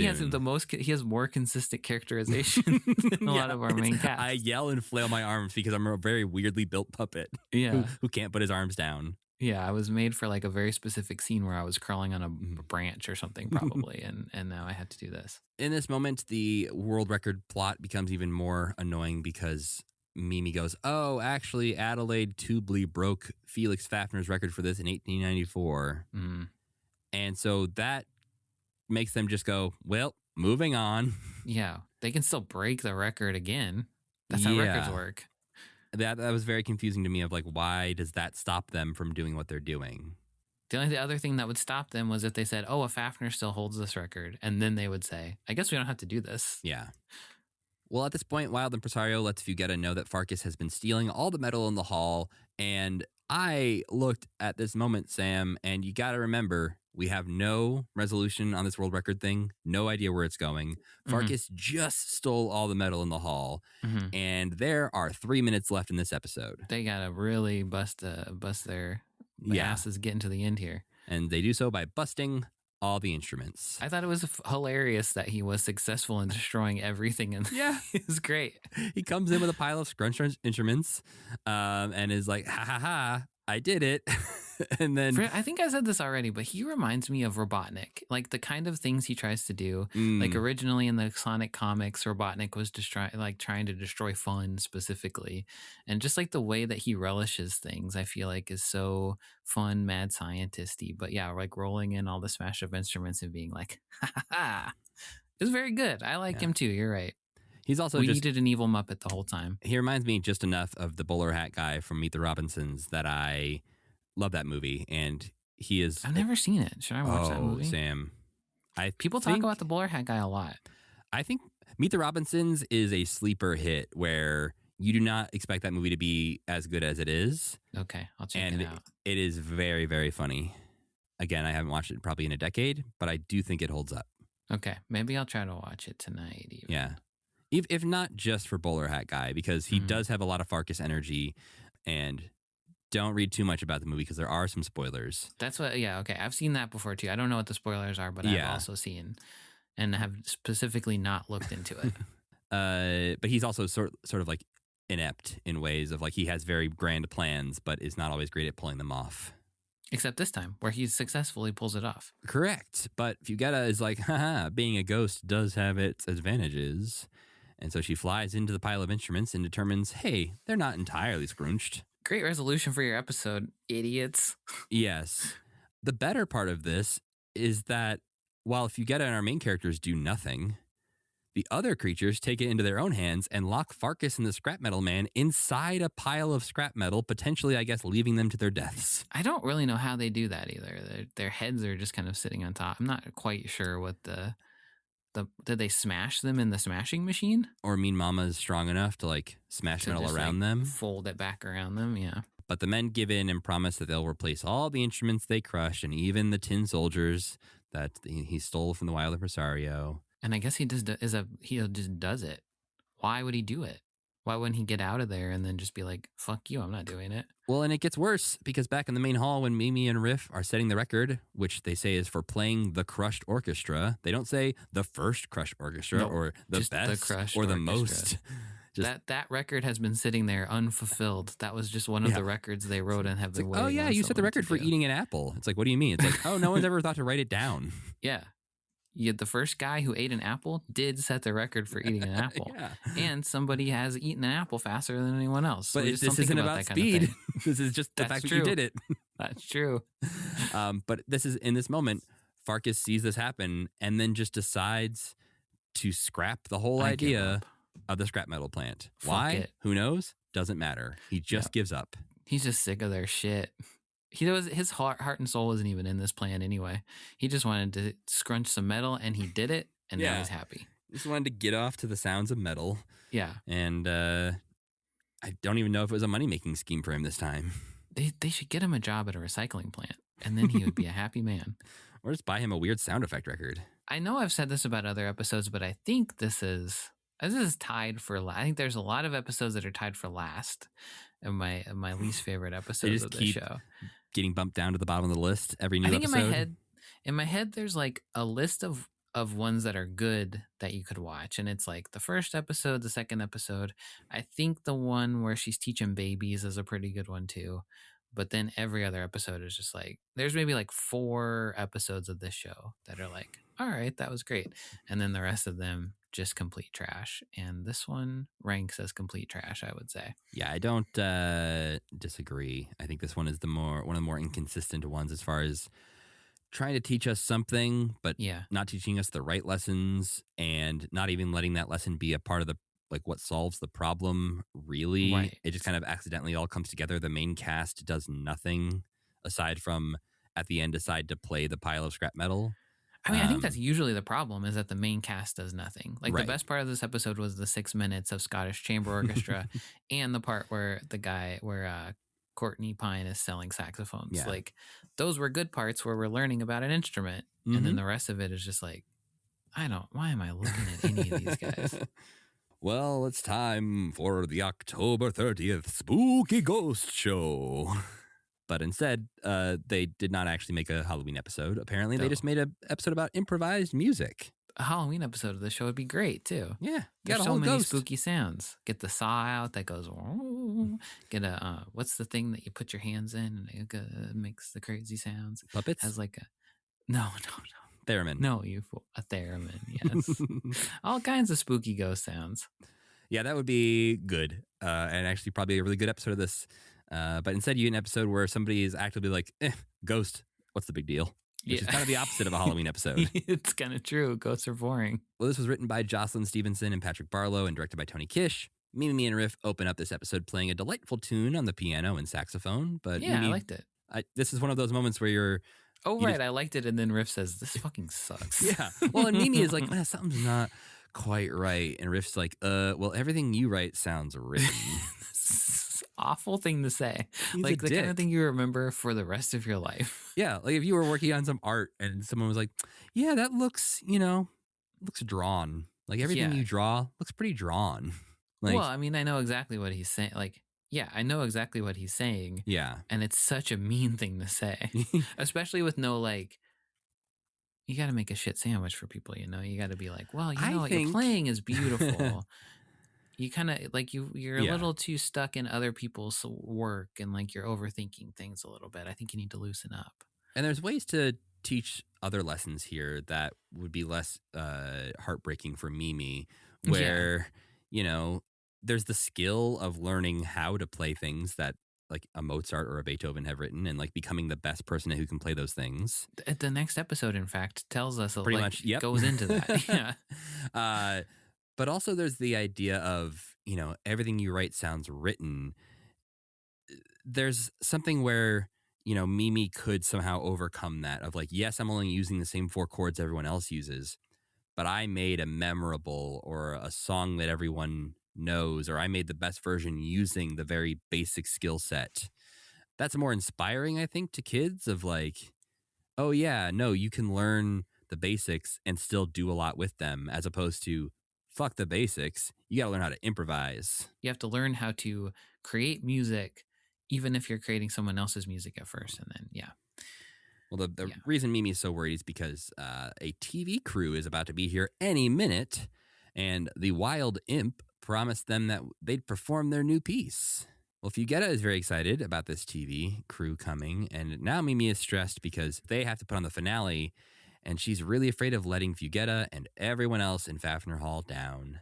Farkas really just wants to keep them from rehearsing, so he decides to assign them the job that Sam mentioned earlier, where they have to measure every single room, all 1,177, as he says, of them in Faffner Hall. That's a big place, huh?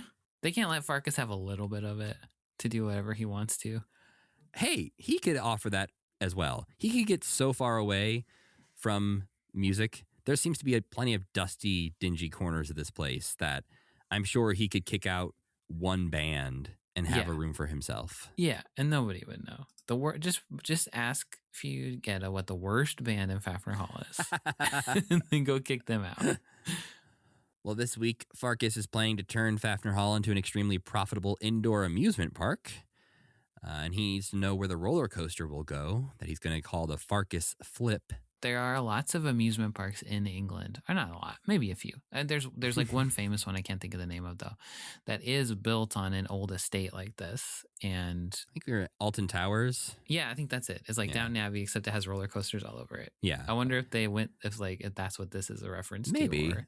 I remember or Alton not. Towers coming up before on this, and maybe because of I Uncle think the Traveling Matt, maybe. Fraggles? Yeah. Yeah, I think Uncle Traveling Matt went on a ghost train. He went on a or ghost something thing like that was not maybe at Alton Towers, but it brought us to Alton Towers in our conversation. I think Yes, is what that happened. is probably what it is. Yeah. But yeah, maybe that's what this is inspired by. Mhm. And, sounds fun. I'm It not would be kind of opposed cool. to it. Yeah. And there's room for it in the all 1,177 rooms. You would think so, but not so, says our main characters. Well, the Wild Imp is on the phone, I guess, with the TV producers who are back at the studio or something, because the other people are on their way there. And this just seems like a time filler where he's telling them, it's going to be the contribution of the century. Yeah, I don't like him doing this anymore. He even seems tired of it. In this moment, he's like, it'll be the contribution of the century. Look, Yeah. I said the thing. You happy? And this is one of those moments for me where Fugetta is so excited about them making this TV special, but doesn't ever say why or what will happen if they do this. She just seems very excited for some unknown reason. I think that, don't they say, the implication, I guess, is it will put them on the map, or A like little, the world yeah. will see what we're doing here. How could After the world this, the not Wild know? Imp does say that. Yeah. How could the world not know what every famous musician in the entire world and was doing in an 1,177 room? I'm looking up the biggest mall in the because I was thinking of that mall in Edmonton. Yeah. The biggest mall in the world has 700 stores in it. And so this place is like twice as big as the biggest mall in the world, right? Yes. Yeah, almost. Yeah. Well, It's and I like- wonder, Vatican City or something. well, yeah, I was going to say, like, I wonder how much square footage that would be if you, Like what it would take up a percentage of England, right? It would be like yeah, like if 1% you, of the well, I guess we don't know how country is tall a it building. is. If you look at the outside, though, we see the outside in the theme song. do. It's only a few stories tall. It doesn't look that tall, so it's gonna have to be wide. expansive behind it, yeah, Hmm. and could go underground. Oh, that changes things. It's a big bunker. Well, they do spend a lot of time underground, actually. So yeah, yes, but I do think that we see maybe is windows every time they've been underground. That's true. Aside from maybe this musical labyrinth, which Yeah. who knows where the hell that is. Oh, it's like that. It's like Us, the movie Us, where you go underground and there's like a whole counter Earth underneath. Yeah. That's the entirety of the United Kingdom is Faffner Hall. Right. That's why all these puppets look so nasty. Yeah. It's like, oh yeah, the nice version of them is above the surface. Uh-huh. Well, yeah, the Wild Imp does make it clear to the audience that once the whole world hears what they have to do here, no one will allow Farkas to turn their musical institution into an indoor amusement park. A plan that he is clearly already aware of, even though that happened 2 seconds ago. The doorbell rings as people arrive, and we do get to meet the best new character, a fun iguana puppet performed by Richard Hunt, who just shouts, "Someone's at the door! I'll get it!" He loves that doorbell. Yes. Farkas insists that the kids keep measuring the room, even though the TV people are here, which is when he says, "Oh, I love me. I'm so nasty." And the TV crew is here, with the producers and director played by more traditional-looking Muppets, while the crew is all played by pigs. I like this because it felt classic Muppety, but I liked all the what must have been inside digs at Yeah. the actual production crew, where the lighting guy's like, man, that's good enough. Yeah, he just bangs the light. He's like, They- good enough. They had somebody in mind when they wrote that. Well, the director looks like and is based on Muppet Show director Peter Harris. Oh, okay. And he's got a golden frog hanging around his neck. So Oh, I didn't notice that. I think it's just supposed to be Peter Harris. Okay, that's fun. But this is the moment where Wild Impresario is talking to Fugetta, who is like, "Hey, Imp, how's it going?" And he says, "Hey, turn down your visibility here. We don't want the TV crew to think this place is haunted." And then a moment later, Farkas is like, "There's a ghost here, everyone." And the director just says, "Oh, yeah, no, I don't want to shoot the ghost yet. I want the kids who are doing the big Ghost later." finale." And I guess that's a joke, but it doesn't land at all. It seems like everyone is deciding or knows that Fugetta shouldn't be public, Right. even though they already did the big ghost musical concert. Oh, yes. Right. Where they were So, selling yeah, tickets he based on the wanted fact that a whole world to ghost. know. Yeah. But then they keep like doubling down on it because the producer asked the director, "Do we have to pay spirits?" And he's like, "Not over my dead body." That was pretty good. I maybe this whole story is told out of sequential order. It's experimental storytelling, Or it was filmed in a different order than they decided to air it. or they just didn't care about any of that. All of these things could be true.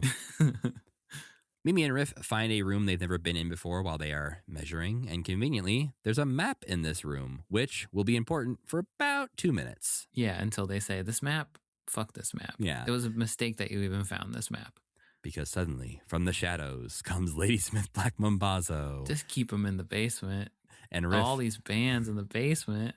Yeah, they're hanging out, and a spotlight hits a single man who it's only the founder of Ladysmith Black Mambazo, Joseph Shabalala, and immediately Riff just goes, "It's Ladysmith Black Mambazo." I love that. And yeah.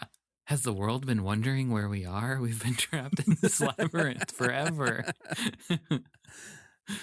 Sad side note here, Ladysmith Black Mambazo will actually go on to perform at Richard Hunt's memorial service just a couple of years after this. Wow. Yeah.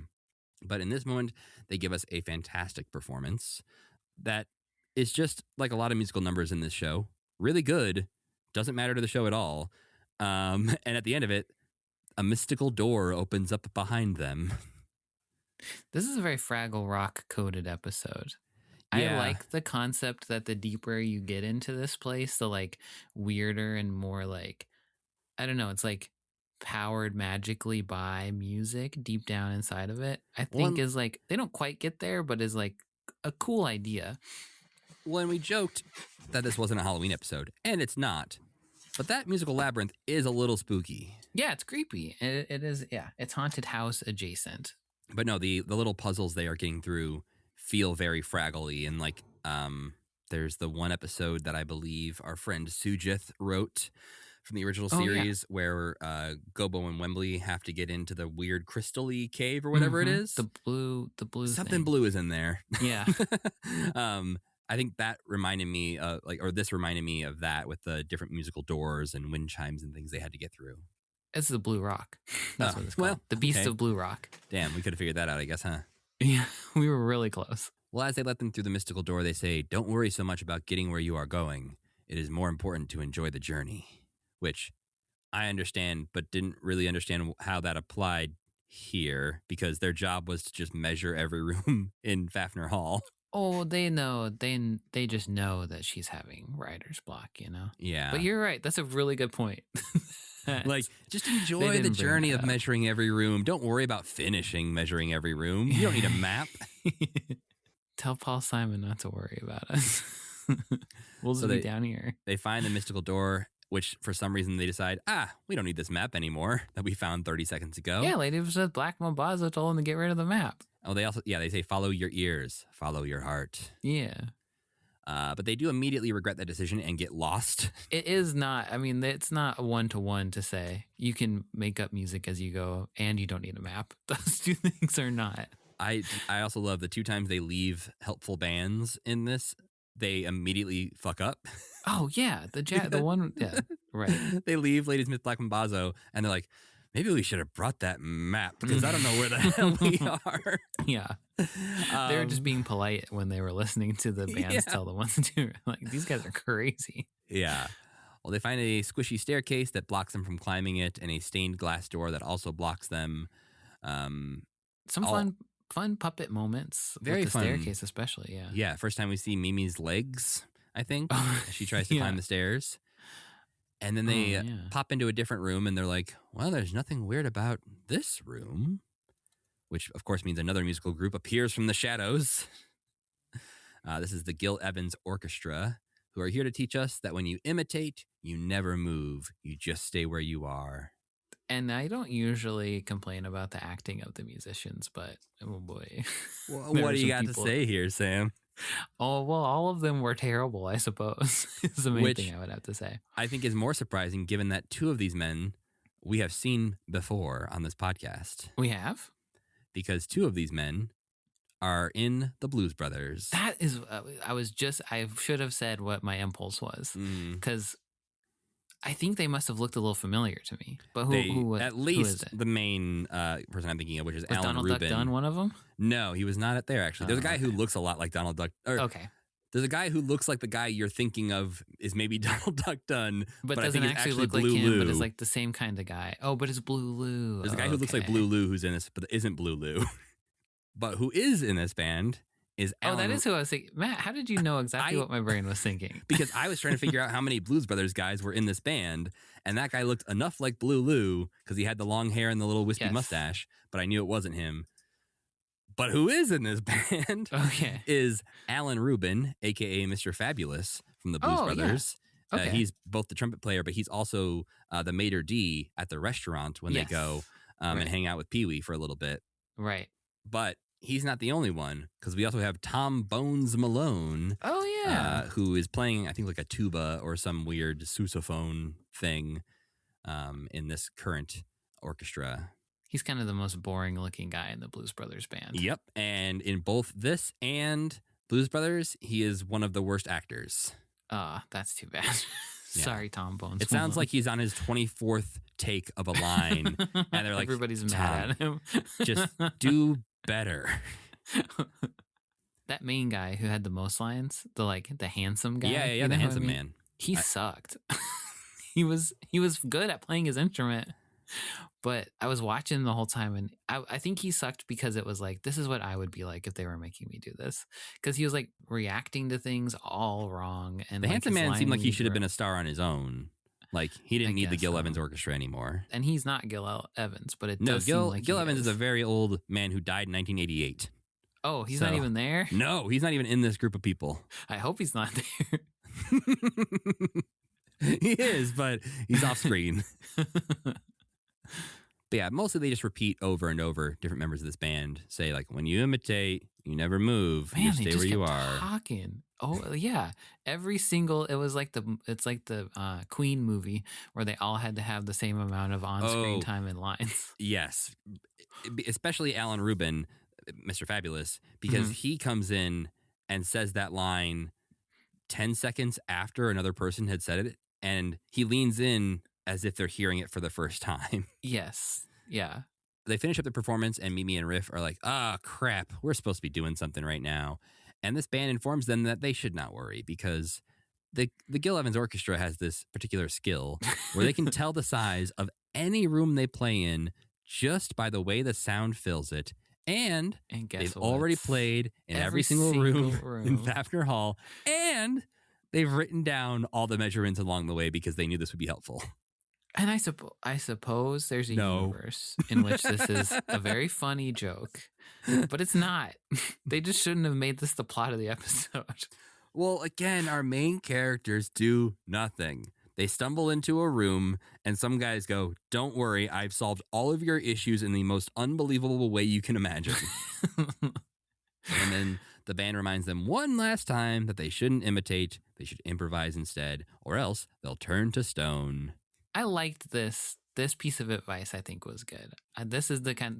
This show has very surprisingly like a lot of things in it that if I was young and I heard this, a lot more stuff would make sense to me about being in the arts. I do think this is at least helpful. Yes. To us watching. To Mimi and Riff, apparently not, because they immediately, it cuts away. We see them walking down a hallway. They come upon a door that is banging out a rhythm, and they just repeat the pattern back to the door, forgetting what the band had just told them. And we know that they had just told them, because when Mimi says, "Wait, don't imitate, improvise," we cut back to see that the band is watching them from like 5 feet away. Yeah. How embarrassing. It's like trying to storm out, you like push on a pole door or something. You're like, oh God, you didn't see that. Riff also implies at the beginning of this episode he already knows this lesson that they must learn. So he shouldn't even be there. Mimi should have like gone off to be like, I need to find inspiration. And then ended up lost in the basement or something like that. Well, and coming back at the end and revealing to Riff what she's learned and what she's doing would be more interesting than just having them both learn this lesson that Riff, I guess, already knows. Yeah, in your face, smart guy, she could have said to him. Also, something I forgot to just mention very quickly is that why did they do anything that Farkas tells them to do? Like, I feel like he owns the yeah. building, but he doesn't necessarily like own the foundation of. He doesn't own the business that they work for. I feel like. I think he says something about you'll be out of a job. Yeah. So apparently he does pay them for these tasks. This is another thing where he's like, just fire them. Yeah. Like, you hate them. Yeah. I guess try the to ghost kill you can't them. really fire that easily, but if you fired everyone else, Right. your problem is solved. Right. There's a lot of very easy holes. He doesn't to poke. want his problem solved, though. He's a pervert. We know this. This is what he likes this. Well, they do solve the door problem eventually because the door is thudding out a rhythm and Riff bangs out a complementary rhythm, which causes the door to open, and they all bid farewell to the band who's just sitting there watching them. Wild Imp and Fugetta are panicked because Mimi and Riff are missing. Farkas is very excited, though, because his plan does seem to be working yet again. Well, Mimi and Riff come across a door made of chimes, on which they play a nice little song. It opens up, and then suddenly they're locked in by two stone walls, but they find a big rainbow-colored wall of tiles that sing when you press on them. They press the right vocal buttons, I guess, because they're teaching us nothing about why these are the right buttons, but the door does open. Yeah, well, they're improvising, I suppose. I like this part because it sounded just like what you'd hear if you went to like Adventureland and Disneyland or something. Very classic, like 50s Disney, that choir with the like mysterious. Yeah, I thought it was cool. This would be like in Tom Sawyer Island for some reason. Yeah, just a fun little place. It's, there's some water spraying over there. It's like to tire out the kids for their afternoon nap. Yeah. Mimi kisses Riff on the cheek again once they've escaped this musical labyrinth. And cutting back to the lobby, the director is getting testy, but no worries because Mimi and Riff show up just as he's about to storm off.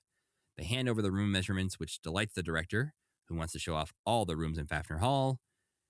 And Farkas, of course, is very upset by the fact that they actually achieved this measurement task, but remembers that he did delay them, and so they don't have time to rehearse, meaning that they still will blow it when it comes to the finale of the episode. Not so. They learned from Ladysmith Black Mambazo. And the Gil Evans Orchestra. To play a ragtime jam. Yeah, just improvise. So they go, they improvise. Fugetta's playing a trumpet, and that's the end of the episode. Yep, everybody loves it. Except for me and Sam. I thought this episode was okay, actually. I like the musical appearances better than a lot of episodes. But yes, I will say this was better than the last episode, for sure. I think this is one where I have given it too much credit and imagined that the writers were like, and then in the core of the house, there's like the magical spirit of music. But I did like the abstract world of, it was like Donald Duck in Mathmagic Land or something like that. They go to some weird haunted place and learn a lesson. I thought it was kind of cool. If they explored that idea more of this soul of like the house has a soul of music, this labyrinth, all this stuff, I think I could get around this show a bit more. And you know why? Because that's just exactly the same as Fraggle Rock. Well, shit. A place you go and get lost, and then you learn exactly the lesson you need to learn from this benevolent space that you occupy. They should have just kept making Fraggle Rock forever. They should have, yeah. Well, the last episode we watched this week was Notation, the Sign That Gets the Sound, from November 6th, 1989. Written by David Angus and Patrick Barlow, directed by Tony Kish. Annoying episode alert. Oh, I thought this one was okay too. Except that was the wrong main character. Right. That was the issue. The fact that multiple times throughout this episode, we have to just accept that the wild impresario doesn't know anything about music. It's also upsetting to me that this feels like a purposefully lower budget episode where it's based around this giant music foundation composition contest, and yet we see nobody else involved in this competition at all throughout the entire episode. Crowd shot that we've already seen, I think, basically. Yeah. But this episode kicks off with what everyone's been waiting for: a nude wild impresario in the bathtub. It's like Ernie. Yeah. He's like Ernie's uncle.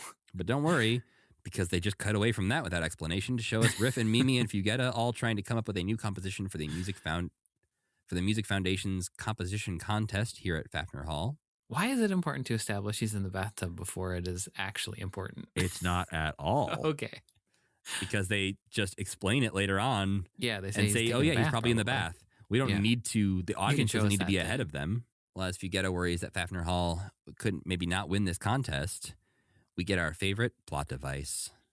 Farkas overhears She's something. overhearing something. Yes. 'Cause that Which, creep- if it happens enough times, then it is kind of fun. But it's kind of just like, it seems scattershot and lazy enough. Like if every episode he was Right. like, oh, but he's not. Well, because you could also play with that eventually too, where Right. they start catching him trying to listen to them, so he has to find new. He's in the vents. He's in a mouse hole. Like he's trying to find Right. new ways to spy on them. Or they feed it. There's like an episode where they're feeding him misinformation or something Yeah, on purpose. would They're be like, great. Obviously, yeah. But in this one, that little creep is just sitting outside the door and decides it's his mission to ruin their composing so they don't win the contest. The contest that is being held at the hall that he owns, and maybe he could just stop from happening. Yeah. And it's also happening like tomorrow. Come up with your idea. Everybody come up with all your ideas sooner. Well, people got other stuff going on, Sam, Yeah, because I guess so. they ask where the wild imp is, and Mimi says, well, it's Tuesday, so he's probably taking his bath. I think implying that he only bathes once a week. Yeah, I guess so. Or he just has his daddy's special bath time. Daddy special bath Tuesday. If you get it, I mean, I guess maybe also she could have said any day of the week he's taking a bath. Every day he's taking a bath. right. Well, it's 4 p.m. He's probably taking a bath. Yeah. Fugetta takes off because she says, I'll be in the nursery. You guys figure this out. Surely she means a plant nursery. I was kind of hoping because the idea of her being in charge of children was scary. Yeah, it turned out I didn't even consider that there could actually be babies involved in this. I thought for sure she'd meet some singing plants or something. Nope. We will get to the creepy babies soon. But first, Farkas lays out his clearest plans maybe ever, Yeah. saying that he wants Faffner Hall's reputation ruined so he can knock the whole place down to build a shopping mall and be rich. Yes. Yeah, I think the implication that the world loves Faffner Hall too much to be destroyed. Or it's like a historical monument or Yeah, something like it's got a that. blue But if plaque. it sucks bad enough, then everybody will be, it's got a blue plaque. Everybody will be like, we don't care about this place anymore. So the wild imp finishes his bath, which again, we did not need to see him doing earlier, and discovers the sound of the century by hitting some pipes. But he needs to write it down so he doesn't forget it. But along the way, he bumps into Farkas, who realizes what's going on and decides to distract the wild imp from writing it down with, I think, most definitely my favorite Farkas moments we've ever seen. What's he do? He just runs around screaming at him. Well, but he's egging him on. Yeah. He's like, oh, your new song. How does it go? And the moment he starts to go, he goes, ah. Yeah. So he just keeps going, how does it go? Ah. I like when he bothers the wild impresario, I kind of like their like They're more like brotherly peers. dynamic. Yeah. It's not like he's bullying children. Right. They're like the two co-owners of this thing who don't agree on how to do it. And then, holy crap, we are in a nursery, greeted by an unexpected batch of Muppet babies. Ugly, ugly Muppet babies. Not our animated friends, but rather the hideous potatoes that are called Yeah. babies in this The universe. show Muppet Babies could be worse because it could have been about these babies. And Fugetta is teaching these babies music notation as Wild runs into the room to hide from Farkas. And he does an ET. He dresses up like a baby. Yeah, he dresses up like a baby, hides amongst the babies, and Farkas almost catches on, saying, like, this one looks vaguely familiar.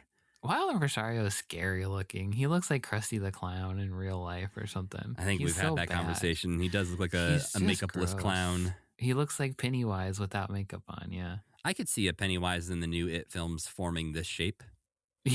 Yeah, I would be terrified. Like he if starts that melting. thing- He's like, yeah, my children, play my Or, yeah. music. You're just like sitting around and you look over and there's just like this little fleshy Muppet man. Ugh. Well, Wild plays out his melody on the piano in the nursery once Farkas has left. And this is where we learn that he doesn't really know how music works and asks Fugetta, what's the best way to tell the musicians what to play? We've seen you doing this before, sir.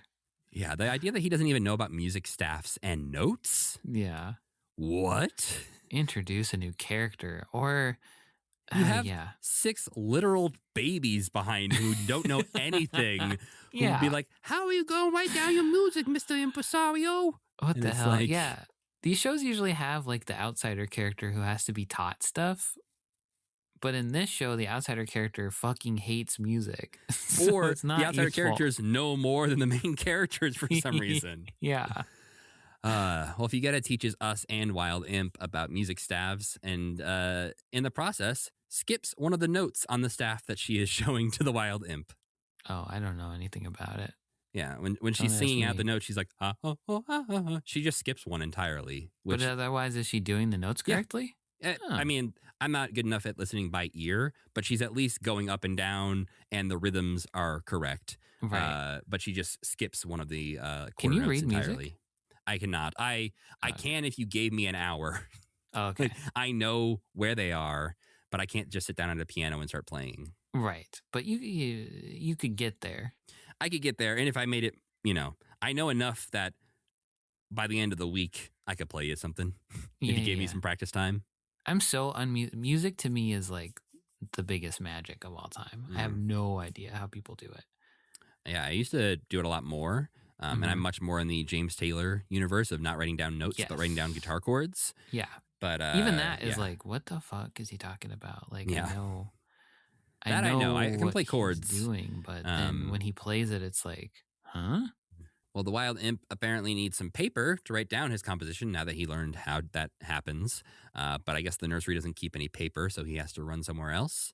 He stumbles into a room filled with guitars and sees a guitar case labeled James Taylor and says, James Taylor. I wonder if he plays guitar. He should know who James Taylor is, though. He should know who James Taylor is. Back in the early 70s, James Taylor dated somebody named Joni Mitchell. These two share a lover. The Wild Impresario also dated Joni Mitchell sometime in the past. He memory hold James Taylor. It was too painful. Or he's like cuckolding him or something right now. He's or like, vice versa or James, I think I've heard of you. And he knows how's James that little is there. guitar playing going? I heard about you from Joni. That's probably what it is. You're probably right. Because Wild Impresario would have dated him after dated Joni Mitchell after James Taylor. Presumably. I don't know. It's kind of hard to know how Yeah, I long guess ago so. that was. Like, Yeah. it sounds like it was Could have been supposed the to same be time. a long time ago. Yeah, Yeah. maybe she left one of them for the other. Who knows? Yeah, that's true. That would have been a great wrinkle in Wild Impresario's story. I loved that backstory. That was one of my favorite episodes. Was when we learned about him. And if he hates James Taylor, that would be hilarious. But there a whole episode where James Taylor shows up and he's like, and they have a battle of the bands or something like that. Or like the Wild Imp keeps like making excuses for why he's not allowed to play yet. He's like, oh no, we've got to clean the stage. You can't play yet, James. And he just never lets him play guitar. Yeah, they got some deep cut like music lore in these episodes too. You got to teach the kids everything about the music industry. Well, don't worry, because I've got even weirder, deeper lore for you, Sam. Okay. That is a fun meta outside the world of Faffner Hall joke here, because Richard Hunt and James Taylor are distantly related through marriage. Really? Uh-huh. Whoa. Okay. So try to follow me here. Okay. James Taylor's brother was married to the sister of Richard's brother-in-law. Okay. So distantly. So I laid this out in a way that just to make it make sense to the audience, to myself, and hopefully to you. This would be like if your brother Will married a woman who we'll call Maria, and Maria had a sister named Gloria who married Doug Pitt, Brad Pitt's brother. Oh, very distantly then. You'd be sort of related to Brad Pitt. I could conceivably run into Brad Pitt at a family function. A very large family function where everyone was invited, but not like the birthday party. And I could comfortably tell people that I was related to Brad Pitt through marriage. Yeah, I think and not sound too crazy when I explained how. But I think you get a couple degrees in that, and people are like, okay, yeah. I'm probably related to him then too. But apparently, at least in the Funny Boy biography, it seems like Richard Hunt enjoyed this fact and referred to James Taylor as his brother-in-law as a joke. That's fun and probably very annoying.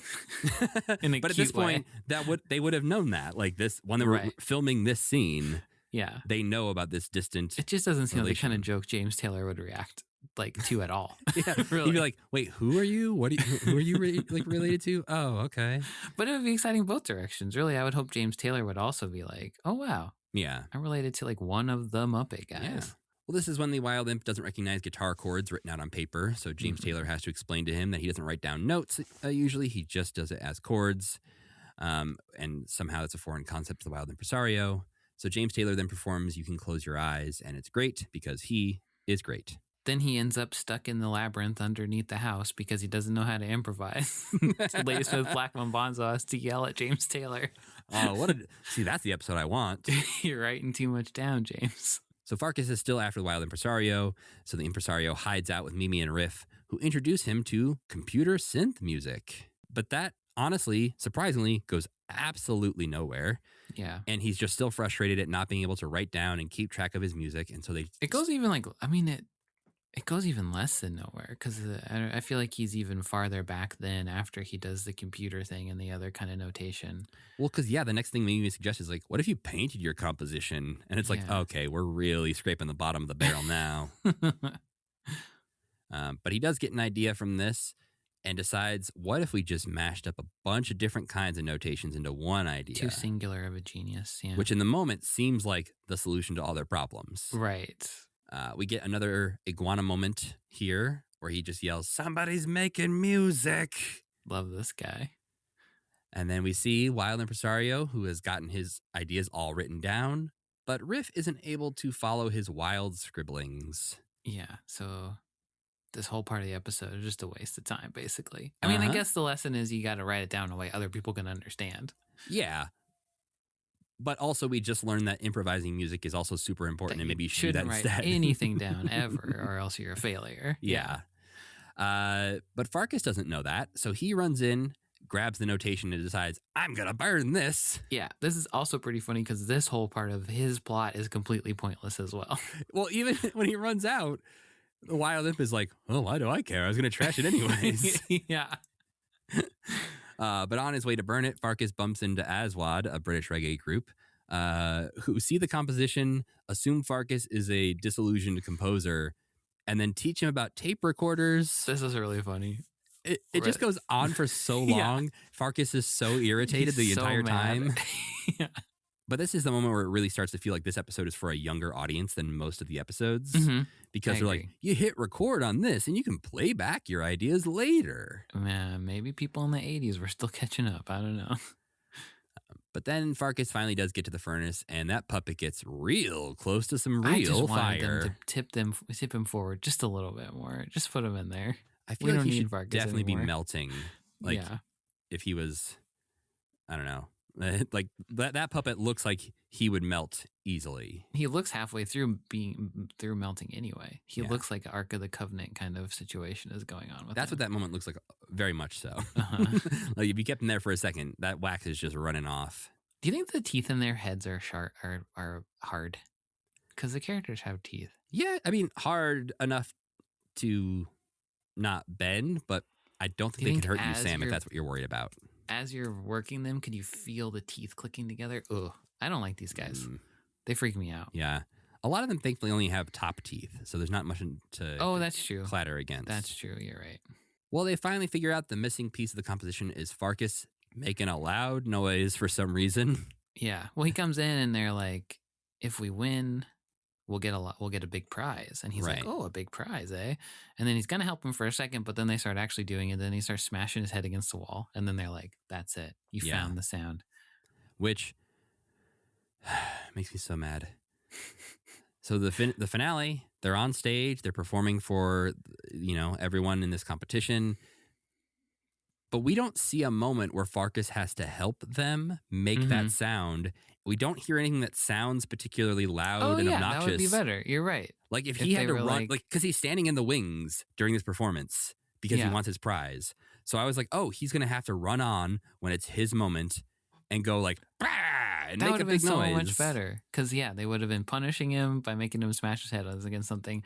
Plus, he would have had to help the thing he hates the most.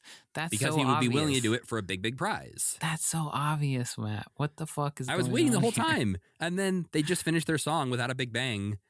And then everyone cheers. And I'm like, Yeah. that They didn't make the sound. that was it. The song sucks without the sound, remember? And so they do somehow still win the competition. And Farkas is excited because they've promised him they're going to get a big, big, big, big prize. And that big, big, big, big prize is an Alpenhorn. Because it's really big. It's big. I knew the whole time it was going to be something like that, right? I didn't think necessarily big in that kind of way, but Yeah. I knew it would be something dumb that he wouldn't care about. Yeah, he wouldn't like it. That dog. Who's that dog who's hosting the event? That dog is Lyle the dog. And he was on The Muppet Show. He's in the Jim Henson Hour. He's been in a lot of dog things. Okay. He appeared as the news anchor on the All Dog Network in Dog City. Oh, yeah. He's before the show starts, before the movie starts, he's the one who's like, Kermit the Frog promised us this movie and he's failing us. Right, yeah. But yeah, he, I think we'll see him until at least Muppets Take the O2, which was in 2018. So wow, he's still out there. Lyle's still around. I think that might be, they do a parade of obscure Muppets, I believe, at that stage show. And so I'm guessing he's probably in that parade. But yeah, episode over. I didn't like that one at all. I think it was just, for some reason, it annoyed me a lot with the talking down to us in a way and talking down to the wild impresario that we have not seen on the show before. So I appreciate them trying to teach us something, but I think the saxophone moment was much more educational than anything else in this episode. I mostly agree, and it was only superficially useful. It's like the kind of thing you watch before you start taking a class about how to write music, so that they can say this exists. But it wasn't actually helpful. But it's like what you literally learn in like 4th grade music class. It did show you concepts, and I think that's okay. And I think that the episode, like, I don't know. I thought this was a pretty good one. I think that the characters had stuff to do. I think they had the wrong combinations of characters doing stuff. Yeah. Because you could have had one of the younger characters be like, even like have a Riff episode where Riff's like, I don't write anything down. That's stupid. And then he's got to learn a little lesson about how he can't work with other musicians unless he writes stuff down. That would have been great. I think Riff would have been the perfect character to try and like teach that lesson to. Of like, hey, Riff, sometimes it's important. If you want other people to play your songs, you have to write them down. Yeah. The writers love Riff though. They let him get all the wins. Yeah. I hate this show. I don't want to watch it anymore. Well, we've only got one more episode of Commitment to discuss Faffner Hall on, which is the good news. Bad news is we have 4 episodes left of Faffner Hall, which means next time we're going to have to watch 4 episodes of Faffner Hall. That's okay. I think it'll be worth it just to get done with it. Muppet Babies is funner to watch than this show, honestly, to me. I think Muppet Babies is finding its stride a little bit more. Well, that is it for the Muppet, I guess, if you want to say they're Muppets, stuff this week. What non-Muppet things did you enjoy this week, Sam? I've still been playing Pokopia, which I think I said like the last. It's fine. I'm kind of at the point where I'm like, I kind of beat it, and I don't have the drive to build like some bunch of crazy stuff. You know, like I don't. It's a little too grindy to get all the stuff that you need, in my opinion, to build the cool stuff. But the game also doesn't want you to like go nutso to beat it. So I did beat it. It wants you to hang out for a while. Yeah. And I think it will continue to update forever and ever is my guess. Because they have there's like this month, this Pokemon who's not usually in the game is here. And you can try to get him and make him happy. So I'll just dip back in when it does that, I think. But like the end game is basically like the entire continent from the first Pokemon game. Right. And it's all nothing. So if you want to, you could go through and rebuild all the towns and stuff like that. Oh, wow. Okay. I have other stuff to do. I'm a grown man, so I'm not going to do that. But I haven't found all the Pokemon yet, which doesn't require you building lots of crazy stuff. So I probably will do that and then wait as it updates. But I also played I play my Switch a lot. The new expansion to Super Mario Wonder is like mini games basically, but it's kind of more like challenge mode where it's like, here's a bunch of really hard, like little challenge levels for you to do. And some new bosses and stuff like that. And it's pretty good. I like it. I like that game a lot though. So Bella Park, I think it's called, or something like that. But I picked up my Switch 1 the other day for the first time in probably a year. And I was like looking for a new game to maybe buy, and Devin was like, "Oh, you getting Pokopia?" Because she's heard you talk about it on this podcast and other people talk about it. And I was like, no, it's actually just a Switch 2 exclusive. And she's like, "Is it going to make you buy a Switch 2?" I was like, "No, don't." I think my interest in Pokemon extends to hearing Sam talk about Pokopia, and that satisfies my curiosity. I don't think you'd get much out of it. I don't think so either. Yeah, I don't think you'd like it that much. I would gladly replay like Pokemon Yellow. Yeah. Like I would redo that. I would replay that in a minute. But any other Pokemon game since then has pretty much not been interesting to me. Yeah, and this one's so different. It's not really, with the exception of Snap and Stadium. Yeah, and this one is definitely more. I mean, Pokopia has elements of it that are very Pokemon Snap similar, where it is like, do this certain specific thing and you get to have this Pokemon. But I didn't even get the Pokemon Snap sequel that they put out. Like, I'm good with my original Pokemon Snap, and that's all I need. I did get it, and it was pretty fun, but I never finished it. But yeah, don't get it for Pokopia. Wait till something else comes out. Someday they'll release a new Mario game, and I'll be too tempted. You would like Donkey Kong Bonanza. I think I would too, but I think I need like a new Mario Odyssey level Mario game for me to want to buy a Switch 2. Yeah, you need like 3 games that you would really like, I feel like. Yeah, and so far there's like 1.5. Yeah.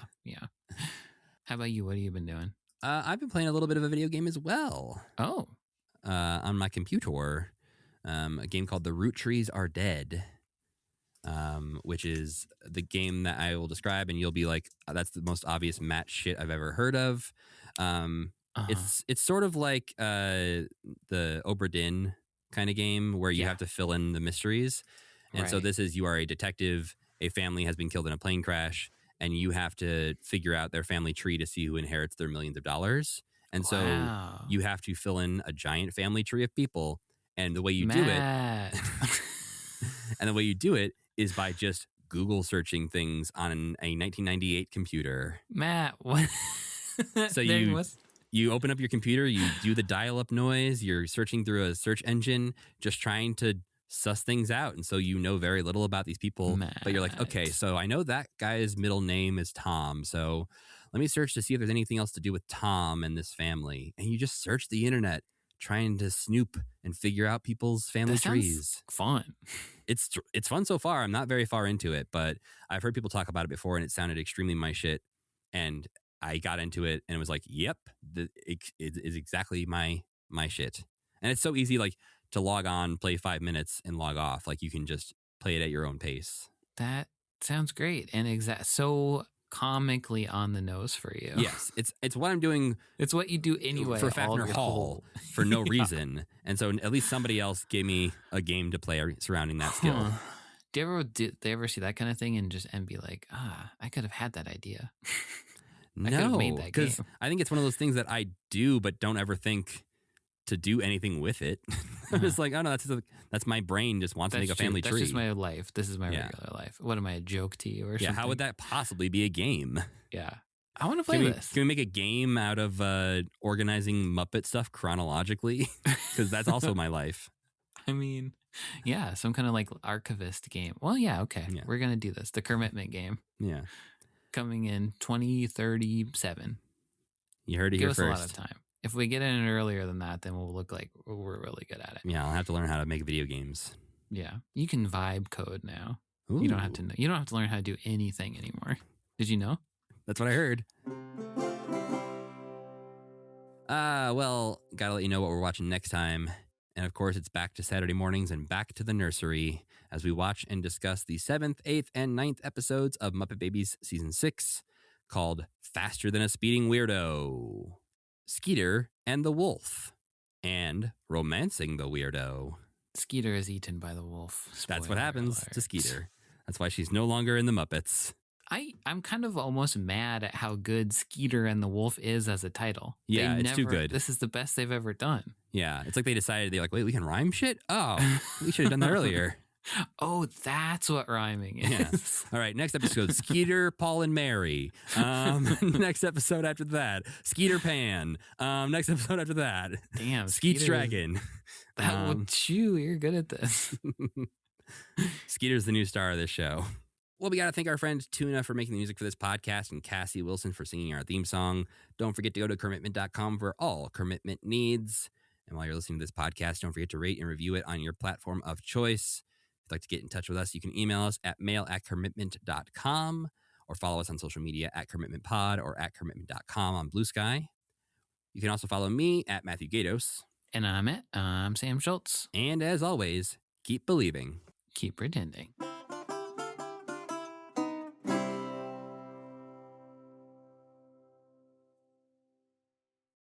Now at McDonald's, a sausage McMuffin is only $1.50. So stop dreaming about breakfast sausage and go get it. Get more value on the under $3 menu. Limited time only. Prices and participation may vary. Prices may be higher for delivery.